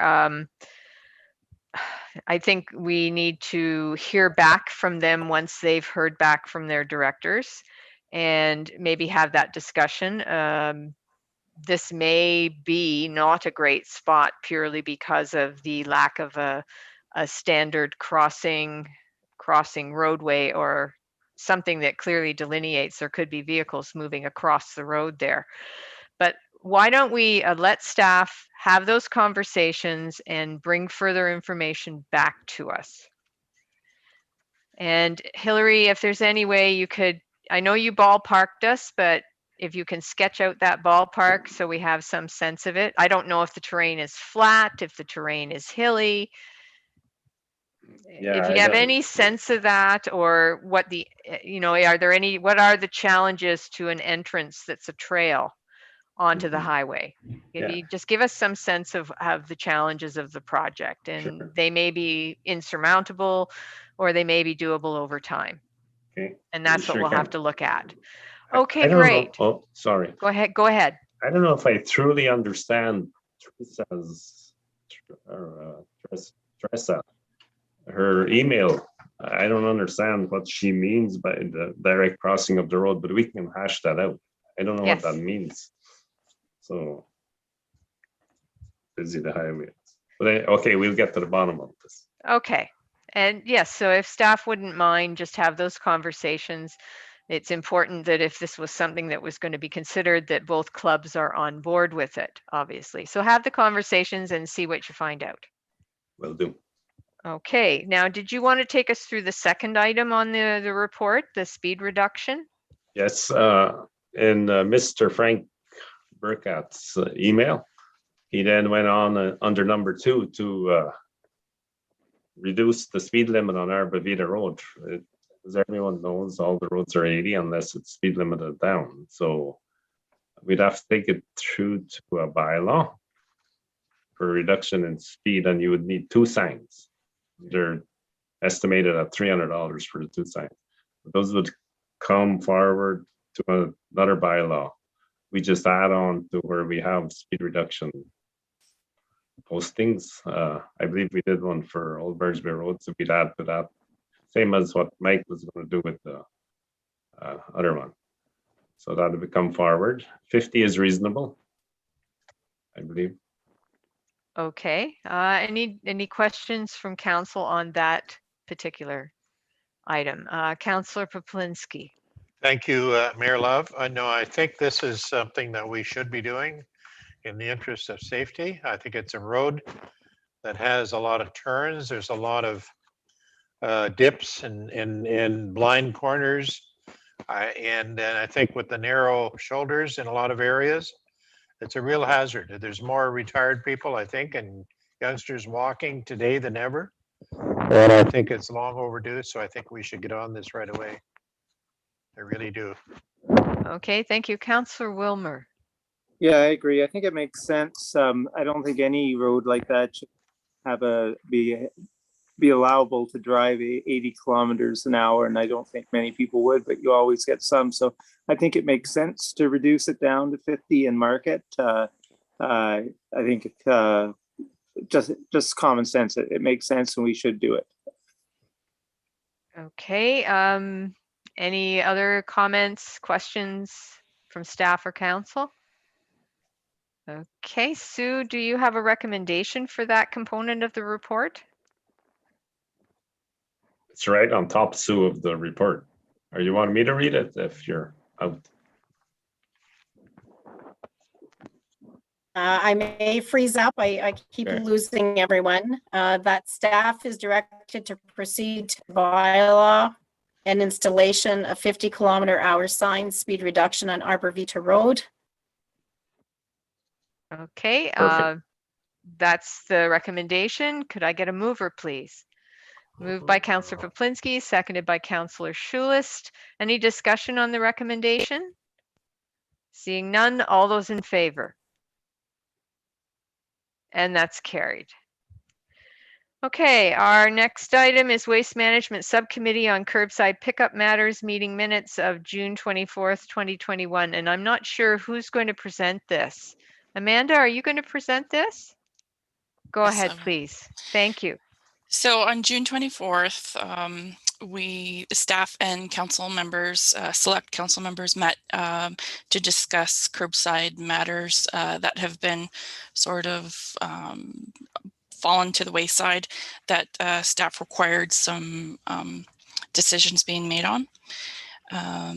And we discussed 4 items, of which I have identified on the meeting minutes. A bylaw agreement with Eugene's Complete Auto Glass and Trim, an agreement with the Valley Manor, the request for a multi-residential tax class curbside pickup area rate dismissal, and bin charges for businesses. How do they work? So within each one of those subtopics, there is a recommendation from the subcommittee. And I will just put that out there if any of the other council members have questions about this. Okay. Or did you Are want me there to discuss each item individually in more detail? No, we've read them, so I'll just ask, is there any questions on any of the recommendations from this subcommittee by council? Okay, I'm not seeing any. Amanda, the only question I had was, would a multi-res be allowed to go to a bin as opposed to curbside pickup? Is that something that was considered? And is it too complicated, or is there a reason not to? We did not discuss that, but maybe Hillary would best to explain that. Any Okay, comments, Hillary? Hillary? Sure. A multi-res, it depends what multi-res. Like the county building here could absolutely benefit from a bin because it's through one. I don't think individuals tag theirs. I'd have to check that. You almost couldn't. I guess you could if some internally of, yes, they could. They could go to a bin pickup, but it'd have to be sorted out internally with the landlord on who pays for what. Because right now, everybody individually tags their bags. So it wouldn't be no more tags unless they did a count internally. And it could be if they manage it internally. That's going to be what I'm going to go with. There's no reason. So the municipality itself could offer the opportunity for a multi-res building to go to a bin system like any other business. That's what I'm asking. How they work it out with their tenants is their problem. But that it would be an option that might prove more cost effective for some multi-res buildings. But the problem isn't the garbage itself. It's the taxation component of multi-res. That's what we're getting the feedback from. The tag is never the problem. No, and that's what I'm, okay, but so then explain to me, what does a small business with a bin, what do they pay? On taxation. Yeah, they would have a fee they pay. That fee might be less than. On the bin charge, yes. Well, it's a multiple of $6.96 per cubic meter. It's a predetermined bin. And do they pay anything on their tax bill as a flat fee? No, they pay their into the garbage count. There's a small, medium, large, extra large. It's a multiple. We have 3 extra large. Then it's taxed accordingly, then large. And they have to fit in between so many bags per pickup. That's how it's in our budget. Okay. So Amanda, do you understand what I'm asking? Because in some cases, the flat rate for small IC&I, for example, plus the bin fee per cubic meter might end up being cost effective for a multi-res if there's enough multi-reses in the building. Right. So right now, one building unit with multiple units within it is charged the $168.50 per unit. So you're suggesting to move them to the small industrial, commercial, and institutional unit charge of $252.75 for the building, and then have the bin set up. Yes. Does that make sense to you, Hillary? No, sorry. Because that's what we do for businesses, right? Yeah, but the problem is the multi-res are charged residential rate at 140 times 10 or whatever. So they want to get away with, they want to have a lesser tax rate. That's what they're after. The tax rate has nothing to do with bin charges.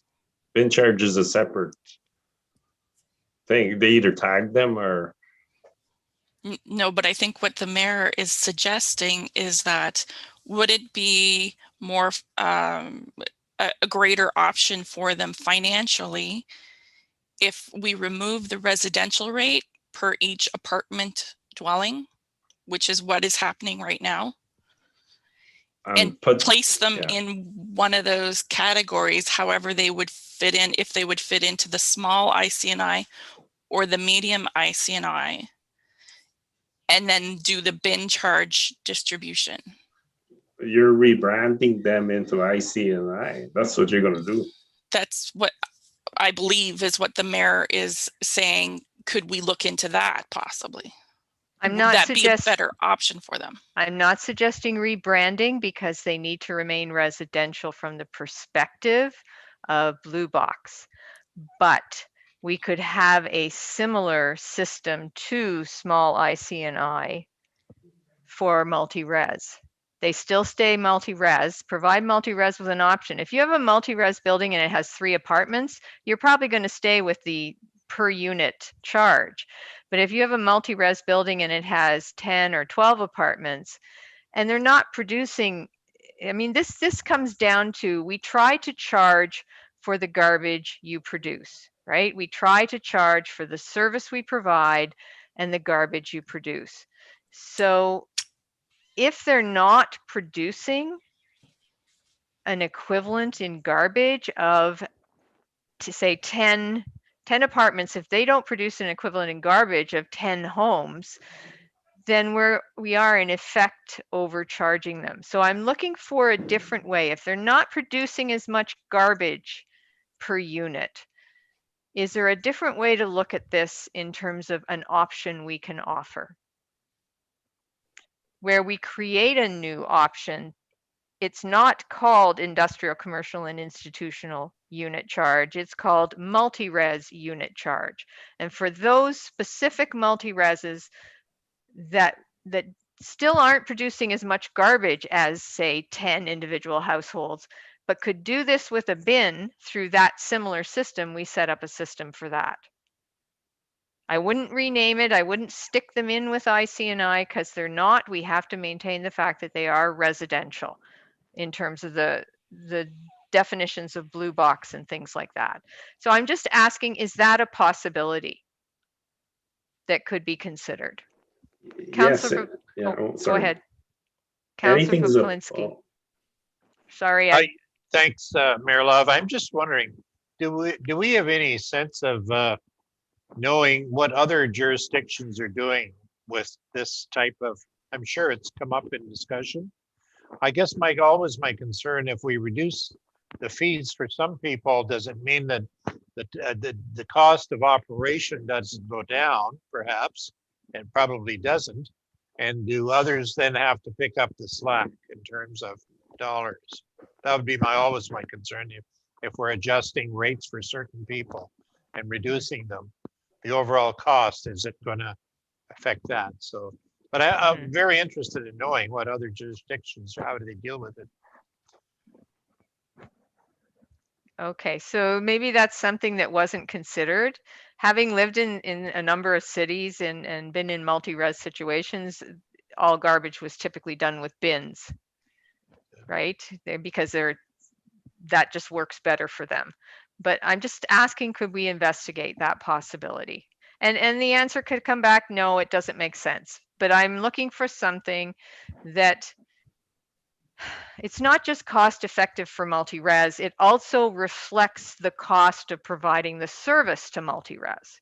And perhaps just multiplying the number of units by the residential charge doesn't accurately reflect the cost of providing that service to them, which kind of speaks to your point, Councillor Poplinski. They may be, if we don't know this for a fact, they may in effect be subsidizing everyone else because they're paying a lot more than what it actually costs to provide the service. So I'm just looking for an option to consider.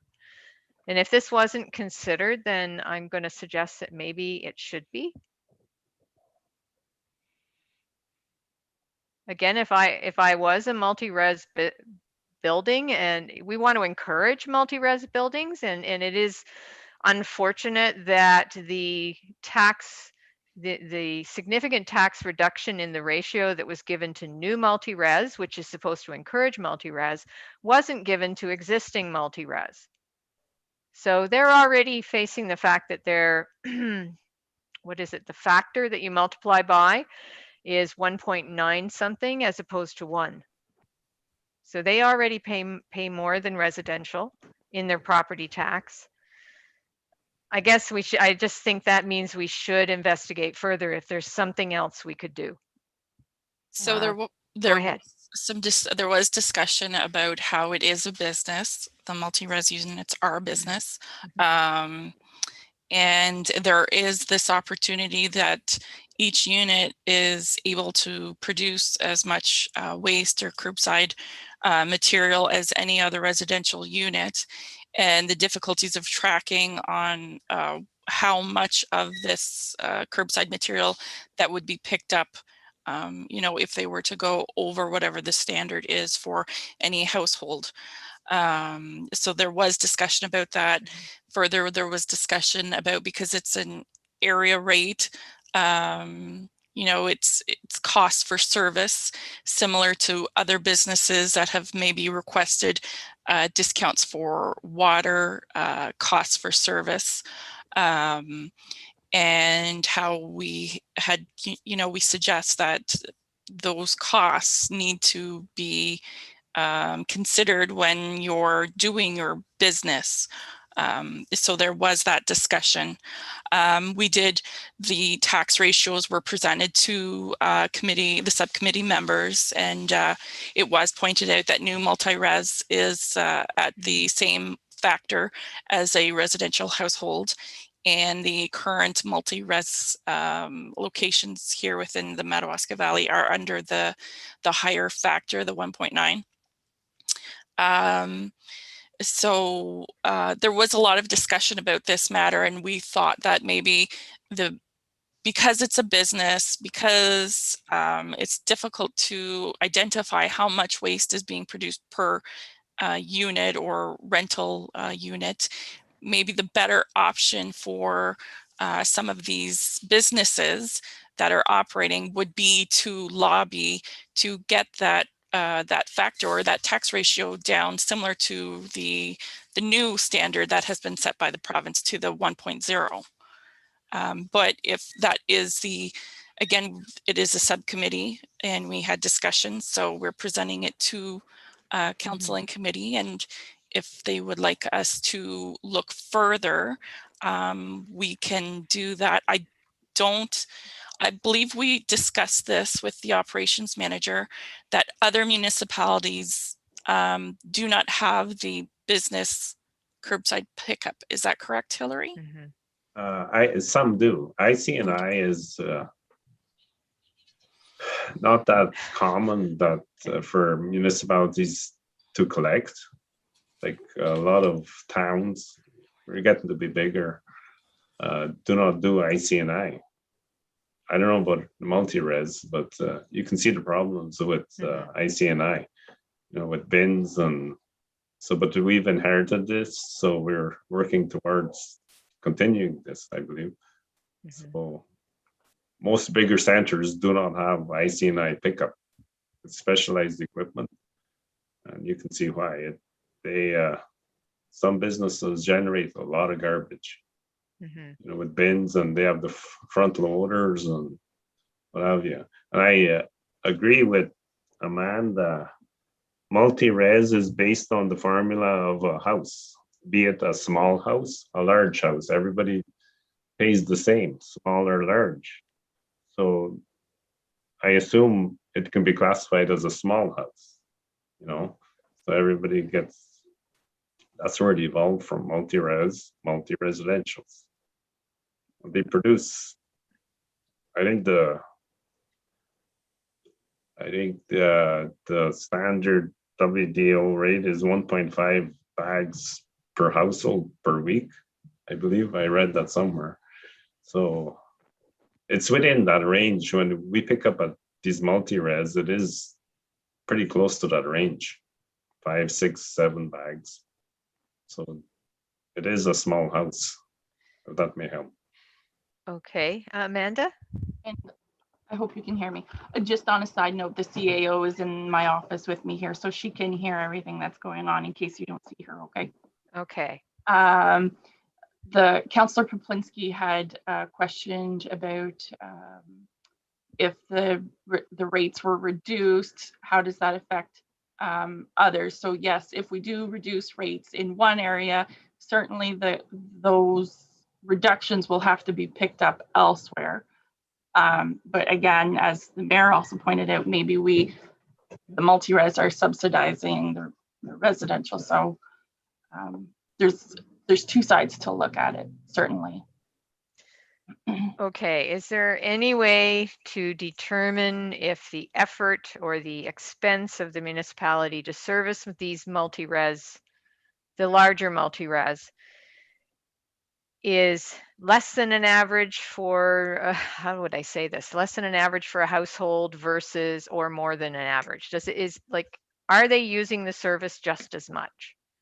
Does it take us just as much time to pick up from a multi-res building as it does to pick up from the 10 households it represents, for example? Or is there any, I'm just trying to look at a way to equate the cost of what they're paying to the service that they're getting, because I think that's the concern. There's a perception that if you stop the garbage truck once and you pick up all the garbage from 10 households in one spot, that it should be taking you less time and effort, and therefore if you're paying for those individual stops, the equivalent, that somehow maybe you're paying too much. I know this is probably minutia, but I think that's where it's coming from, is that thought that perhaps there should be a discount. Definitely, I don't know. yeah, the equivalency is less. When you do one stop and pick up 6 multi-res is a lot quicker than going to 6 stops along the road. That's a given. Okay. I can tell you, yeah. But Amanda? again, those multi-residential units do have the capability within those area rates to produce the similar amount of waste or recycling material as any residential household. So although the stop may be not as frequent as if we had 10 individual households, the waste or the curbside recycling material that is produced, there is potential that it takes up that much space in the vehicles in order to transport it. So, okay, 6 pickups out of a year, maybe there's nothing. But then you know, there could be construction happening or new units, new people coming into the units, which then results in higher production of waste and curbside material. So I don't feel that saying that because you only have one stop at that house, you know, results in a lower rate to be paid, because we are giving them that ability to produce that amount of waste and curbside material similar to any household. And how do you track that? Like, we would have to do audits every single pickup or every single month. Okay. Difficult situation, certainly. Oh, great. I just lost my agenda. Gotta love that. Okay, no, I think the reason I'm questioning this and I'm challenging it and I'm speaking about it is because what you're building is the argument for not changing it, right? These are the points that build the argument for not changing it. And we have to be able to express to the individuals that are feeling that they should get a discount why they're not getting a discount. So I think that's what I'm hearing. And, you know, I proposed an alternative, but I don't, staff seems to find that a little bit, there's something about that that's not working for you. So, okay, fine. That's all I was looking for, was sometimes you just got to poke it a bit to see, because I'm hearing the argument why we shouldn't. Councillor Wilmer. Yeah, we did have a lot of discussion about this at the committee meeting. And I think what it came down to too was that what we are doing, we are providing the exact same service. I think we have to take out of it the whole issue of stops. What we are providing is that they are allowed to produce or have the same amount of garbage each week and as anyone else. So it's the same service, and the feeling is they should probably pay the same price. Okay. And I think the other thing to remember too, as Councillor Pawlinski says, you know, if we start making changes and reducing it here, then it has to be picked up elsewhere. And I'm not sure that they are subsidizing it. I think what we have to look at is that they're paying for the same service as everyone else, and they should pay the same price. And to me, that's really what it came down to after our discussion. Okay, thank you. Sorry, folks, I've literally just lost my laptop. I don't know why. So I've lost my agenda. Okay, any other, sorry, Amanda, go ahead. I'm gonna have to restart. So just a great note from the CAO is that we still have to produce or process the recycling materials, the curbside materials, the waste, just the same as any other household or business, right? We have those costs. So we need to consider that it's, although it's one stop, we still have to produce multiple or provide the processes for multiple units, right? With the volume in the landfills. Right. Okay, sorry, I'm just finding another copy of the agenda. I apologize. I don't know what the heck happened to my other laptop. And I'll try to work off one laptop. That'll be fun. Okay. You can come into my office too if you'd like. You gotta love it, eh? Just love technology. It literally just died and it's plugged in. Okay, I'll just find where we are on the agenda. 29. Okay. All right. Sorry. So any further comments? So just in summation on that topic within the subcommittee, we do, we do understand the request from the business owner, and certainly we feel that the better deal or the better way to help the multi-residential units is for us to lobby at the upper tier to get that tax ratio or that factor down to the 1.0 as set by the province for our new multi-residential. I think that would be a much better result for them, certainly. Okay. All right. Is there any further discussion then from council? Okay, at least we can say we did debate and discuss it. So do we want to read the recommendation and then do a motion to approve the recommendation of the subcommittee? I don't know. Sue would normally read it, but is Sue going to read it? Yes, she is. Okay, she's going to have to speak up. That the Waste Management Subcommittee on Curbside Pickup Matters meeting minutes for June 24, 2021 are approved as presented with the following recommendations. That the agreement is updated between the Township of Madawaska Valley and Eugene's Complete Auto Glass and Upholstery to reference that the curbside area rate for this business is charged a rate of 50% of the small ICNI rate effective in 2022. That a curbside area rate charge of 50% of small ICNI to the Valley Manor tax bills beginning in 2022 for the pickup of organic material is applied. That the request from the owner of Bay Street Apartments to discount the curbside pickup area rate on his property taxes is denied.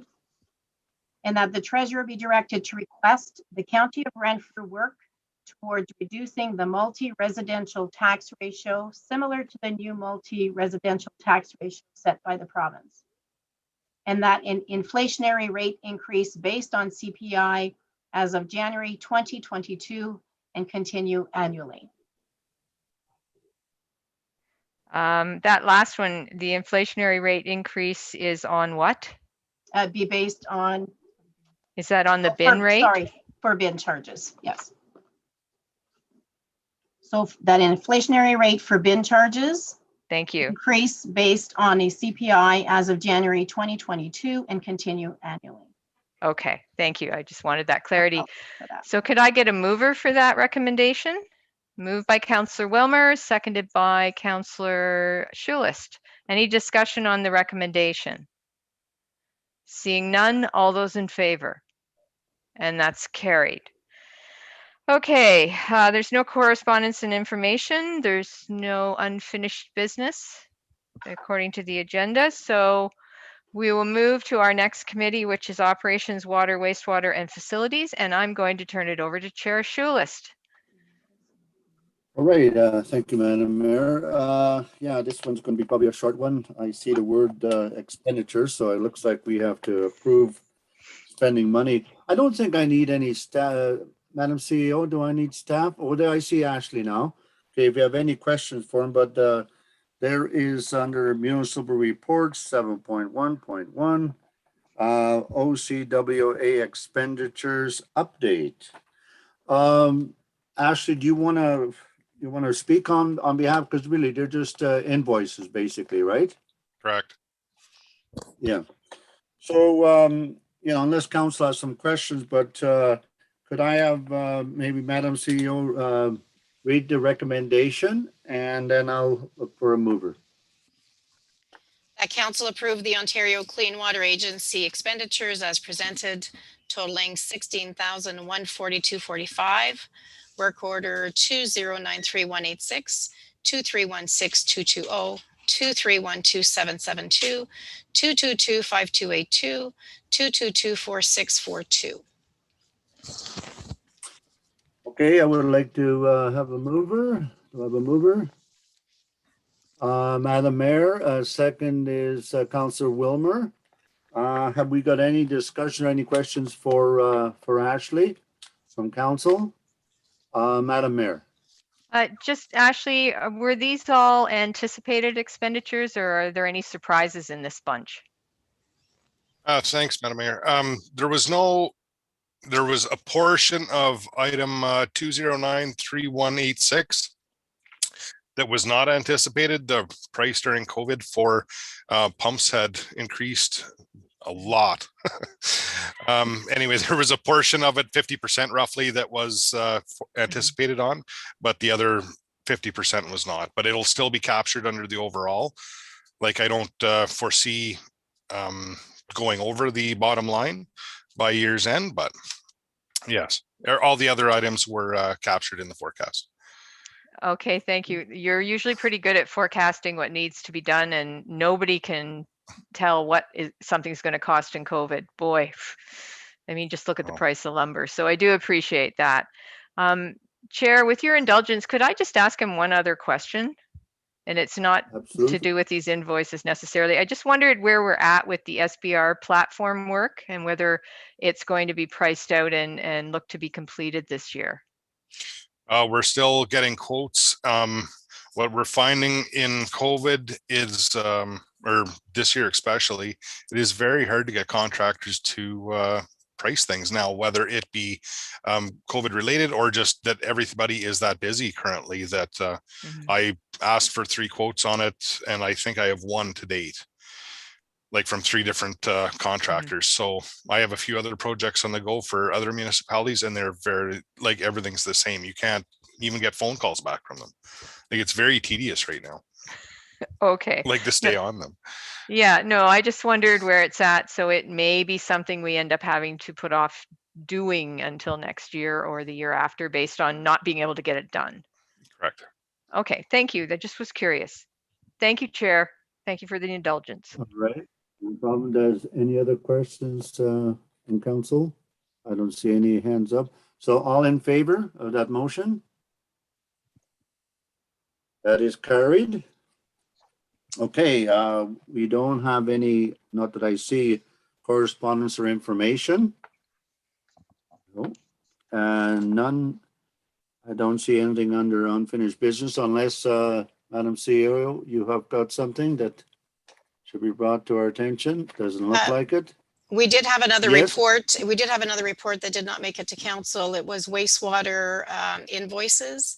But I'm not sure if you want me to keep that till the next meeting now, as you have not seen those invoices. It was also approximately 16,000 in approvals as well. Is it time sensitive? No, there was nothing that was out of the original budget. I think they were just regular invoices that we bring forward to council, and I usually put it on a report. Yeah, let's bring it in then later. Okay.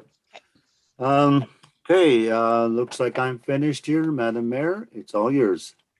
Thank Okay, you. well, thank you, Ashley. We appreciate you spending the morning with us to do 5 minutes worth of time. Thank you. Enjoy the rest of your meeting. We will. Okay, so that completes that committee. We'll move to Fire and Protection and Emergency Management, and I'm going to turn it over to Chair Poplinski. Thank you, Madam Mayor. I'm just wondering, do we have the fire chief and bylaw officer with us today, Mr. Corey?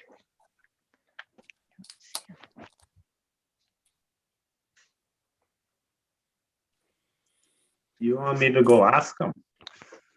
Well, I would like to see him to speak to his report. And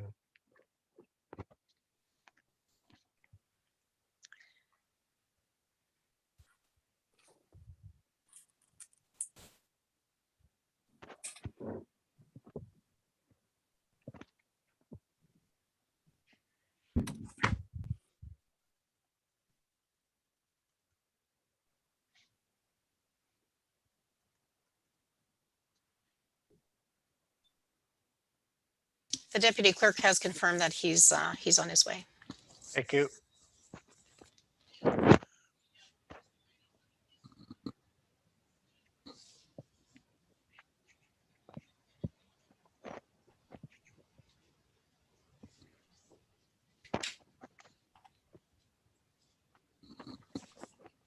I don't know which gremlins are in these computers today, but I'd like them to leave now. Oh.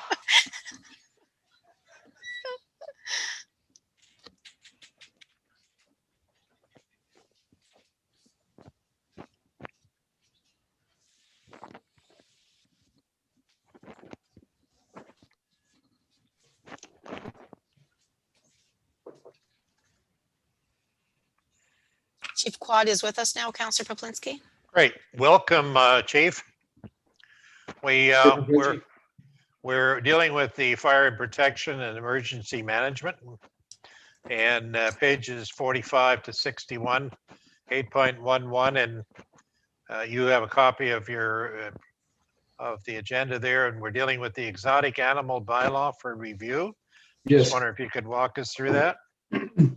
Okay, over the last year or two, there's been different issues come up throughout the township where people are saying there's been exotic animals in the township. Currently, we have no bylaw specific to deal with this issue. So talk with the CEO, myself, back and forth, the staff, we decided to sort of review different bylaws in the area. I have provided one that has from Limerick Township.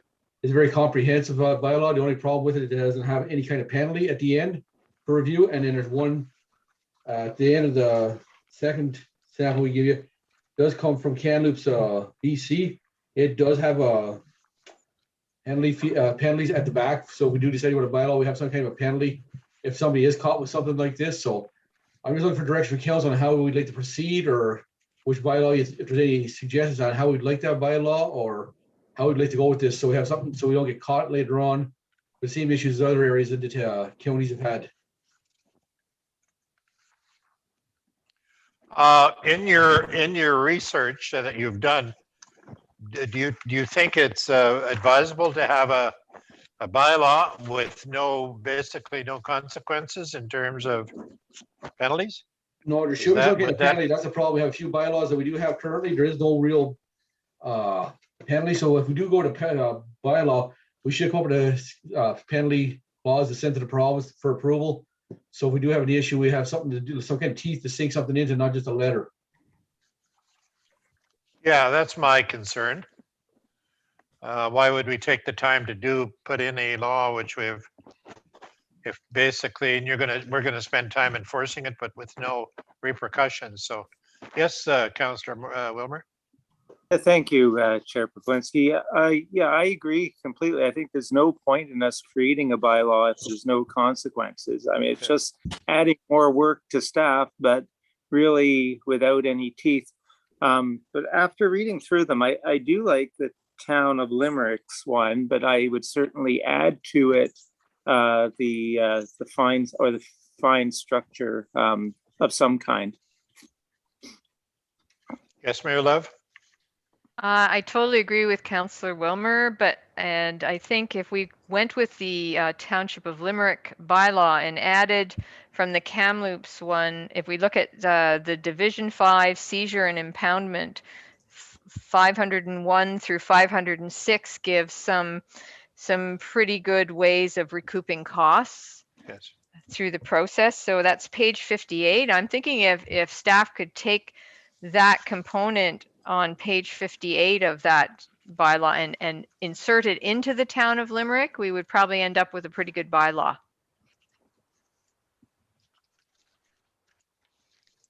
Any further comments? I do agree. I think that's the way to go. If that could be done, and have staff come back with. Did you have your hand up, Councillor Schulis? Sorry. Well, I think you're. Yes, I didn't have. I was just sort of nodding that I agree with what Madam Mayor is saying here, is inserting that. I think that would definitely do the final touches on that for sure. Thank you. No, I think there's good reason to have it come where we're going to probably see more of this happening, and we'll be prepared. So if staff could bring that back, I think that would be worthwhile. Will do. Any further comments? Yes, Mayor Love. Yeah, you're. Sorry, now my turn to be muted. Okay. Yeah, throw something at you. I know, I turn myself off when other people are chairing and then I forget. So the only thing I would stress is that if we're going to give 90 days for someone to make application to have an exotic animal grandfathered, that it will be important that we advertise that to the public if the bylaw is approved by council. Yes. So that we are giving people who have obviously responsibly looked after this animal, because we don't even know it exists. We're giving them an opportunity to have that animal grandfathered. But one thing that isn't addressed in here, and it was a question that popped into my mind, is can the ownership of a grandfathered animal be transferred to another person within the municipality? So I think we need to make it clear that if an animal is grandfathered, you can't just give it to someone else. That grandfathering relates to that animal and that owner. And if that owner is going to for whatever reason, not be responsible for that animal any longer, they need to ensure that it is properly housed or finds a new home outside the municipality. So I think we do need to cover that. I think that's a very good point. And it should be one of the considerations. And Corey, as you're probably making some notes there. I just wrote that down, made that note on that sheet there, so I'll have that to follow up with. Okay, thank you. Okay, so if we've dealt with that, we can move on if there's no further comments or questions. Councilor Peplinski? Yes. Can I read CAO. Can I read the resolution, please? I would just like direction from staff, if I may. Please do. That the exotic animal bylaw for review report is accepted as information, and that staff is directed to prepare a bylaw including penalties and bring it back to council for review. Excellent, thank you. Okay, so we've got pages 63 to 78.1 and 2.2 fire and bylaw calls for service. And Chief, if you could share with us then your report. Okay, as of the July 15th, I wrote this report. We've received 28 bylaw complaints. 7% of our noise bylaw complaints, garbage complaints are 18%, which means people are throwing garbage out, littering different places throughout the township. That's still an issue. The animal control part is pretty much dogs barking or somebody's dogs running loose. We haven't taken any to the pound this year, found all the owners. We've got 25% in parking complaints. Property standards 11%, and we've had 11% landlord tenant complaints. All but one has been resolved. It's kind of the one is still up, sort of heading to court with the landlord, the tenant. So I was not really speak about that one, but the other two have been landlord tenant complaints have been rectified, and everybody's complied real well. And then the breakdown is for calls for Earl and I. We haven't June or July. Neither one has had to respond to the same place together. And then we go to the sea containers and the bunkies and the sleep cabins. As you can see, the numbers are getting fairly high with the sea containers. Trailers have picked up, and bunkies have started to show up again without building without permits. So with the compliance officer, hopefully get somebody to help assist us with that, because those sea containers are popping up everywhere, and so are the trailers. So that's a bit of an issue, but we are getting it rectified. And as far as the fire calls, we're down from most years. We're below average, which is a good thing. I guess with the wet weather, people are not getting anything out of control. The Donny complaints already getting people burning inside the village of Barry's Bay, having campfires right in the village limits. And the other problem is we have people burning garbage, household garbage, car tires and seats in a couple of areas of the township. They've been warned before, so this year they got charged for it. After their second warning, we will now penalty charges have been laid against them. But for the most part, it's been pretty good for the fire calls. Like I said, we're down below average for this year, so which is pretty good. Is that the extent of the report? That's the extent of that report. I just before I ask if anybody has a question, I'm just going to question the wildfires on pages 69. You had a total of 11. And we're having a very wet year, but that is a bit of a concern to me. And is it all happening in the same place, or is it throughout the township? Or 10 of those so-called wildfires or campfires, those are mostly within the village limits of Barry's Bay. We've only actually had one true wildfire that started back in April. But under wildfires, campfires fall under that. Like I said, 10 of those were campfires that are actually in the village limits, which is illegal in Barry's Bay. Okay. So that's the reason those complaints are in there. So dealing with the rules and regulations, do you feel that we have adequate bylaws to cover the consequences? And oh yeah, no, we're very good bylaw, and it works well. So in anticipation of having the additional help, we'll be able to deal with them in a very timely fashion and so on. Oh yeah, make a big difference. Is that your okay? Good. Perhaps some of the other members of the committee have some questions. So the floor is open. Anybody that has any comments or questions?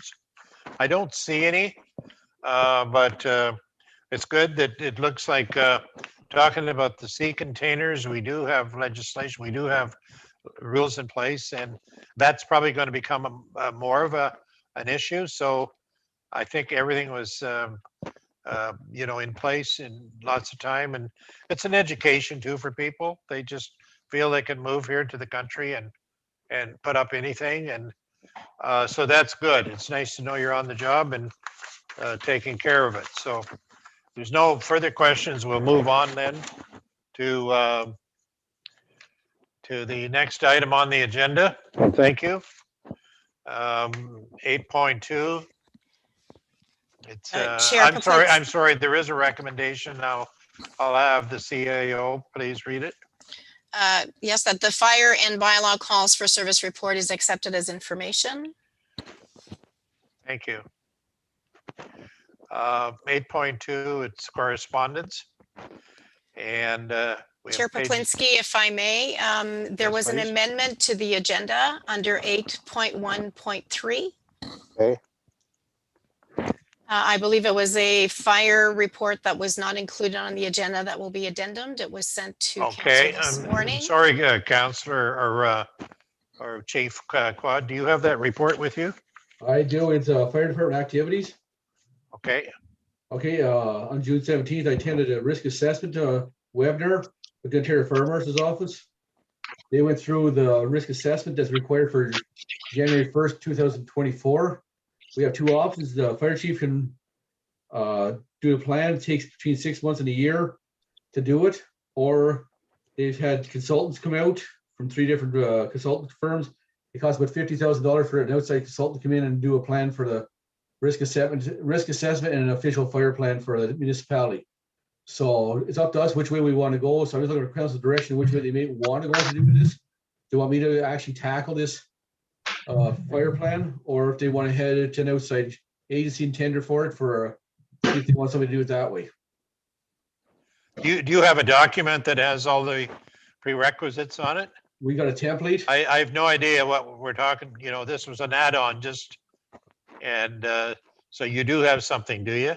Yeah, the Ontario Fire Marshal the day that on June 17th provide us with a template on how they want this filled in. It's something that it mirrors our emergency preparedness plan for emergency management in Ontario.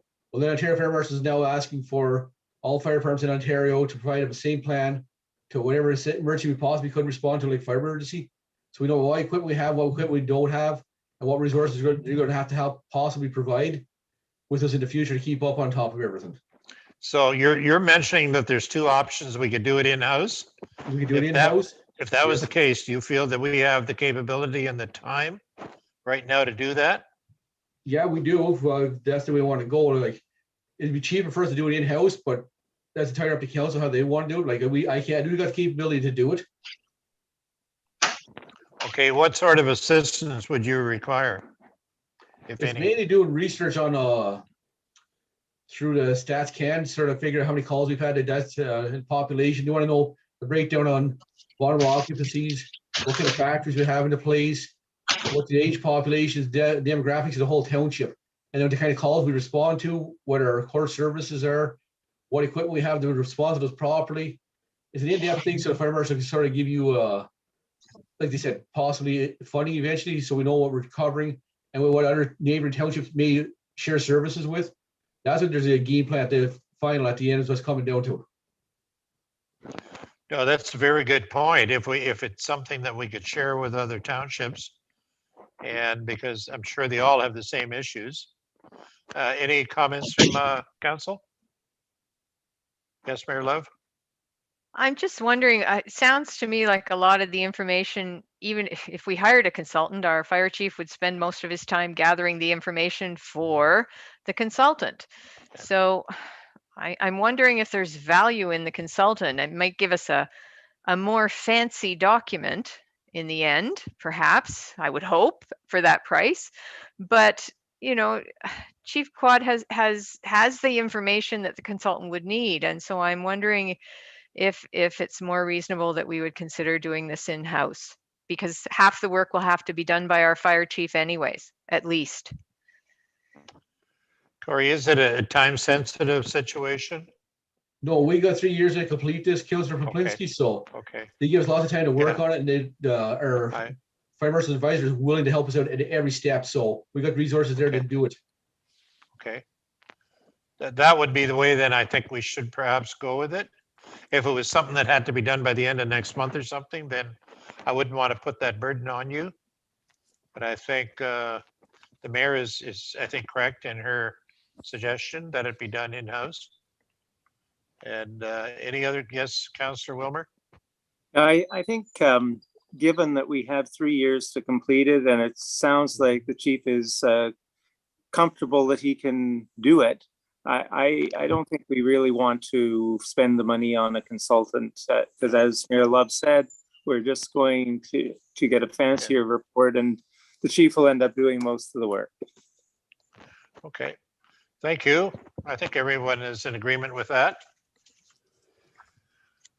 Okay, we'll move on to 8.2.1 in the Tribunals, Ontario, June 30th, 2021. Navigate the Tribunals, Ontario. And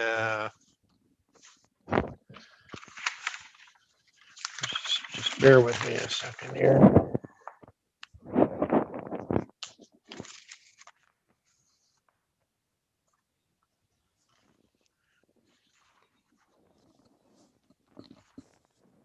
Does everyone have a copy of that particular document? Are there any questions, any concerns? Looks like we can accept. Yes, Mayor Love?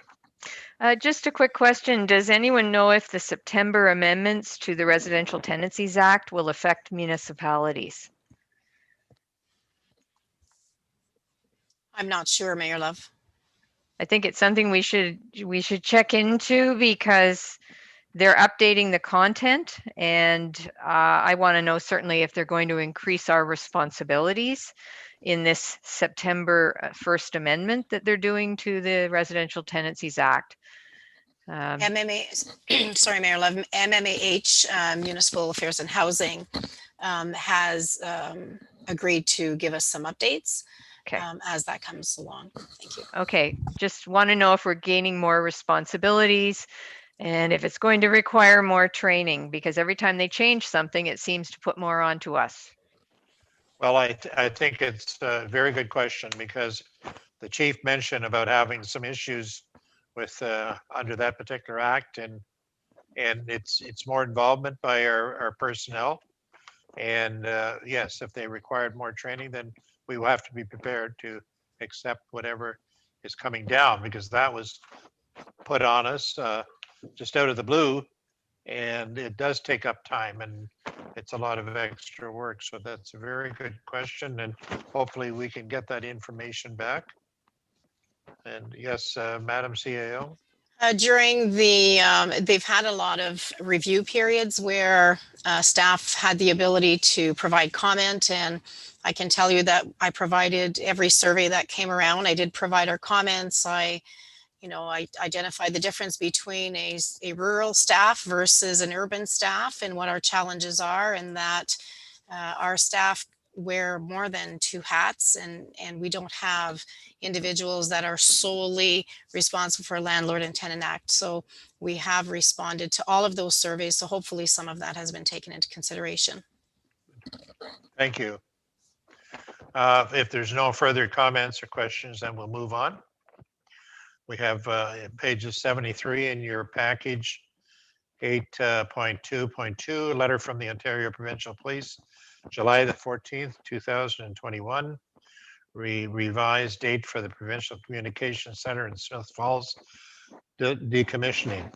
And I assume that you all have this in your, and it's just a new way of doing business, and calls are being generated from another source. I think it was well explained in the previous document that we had, I believe it was last month when it came to the table. So any questions or concerns about this? My only comment, and maybe a question for the mayor, if she's aware of any updates on the new police boards, because it relates to the OPP, and I'm just wondering, was there anything that's come down? Okay, so as far as I know, the application, if you recall, we had to fill out an application form that gave them a sketch of the board, and that was done. But I haven't heard anything that anything has come back. So we've done our submission by the deadline, and that's all I can tell you. Oh, that was my main concern, because I think it was what, the 21st of June or something like that. Yeah. Okay. Thank you very much. Okay, so under 8.3 and unfinished business, is there anything that any member has, any questions or follow up? Nothing. I don't see anything. Okay, well, I'm going to hand the gavel back to you, Madam Mayor. Okay, thank you, Chair. I'm wondering if council would like to take a half-hour lunch. It's 12:45. And if we could come back at 1:15, I'm suspicioning we're going to want to get something to eat before we get into recreation. Thoughts? Would make a someone motion. move? Okay, moved by Councillor Poplinski, seconded by Councillor Wilmer, that we take a half-hour lunch. All those in favor? And that's carried. I'll see everyone back here at 1:15, and we'll do recreation at that point. Thank you, everyone.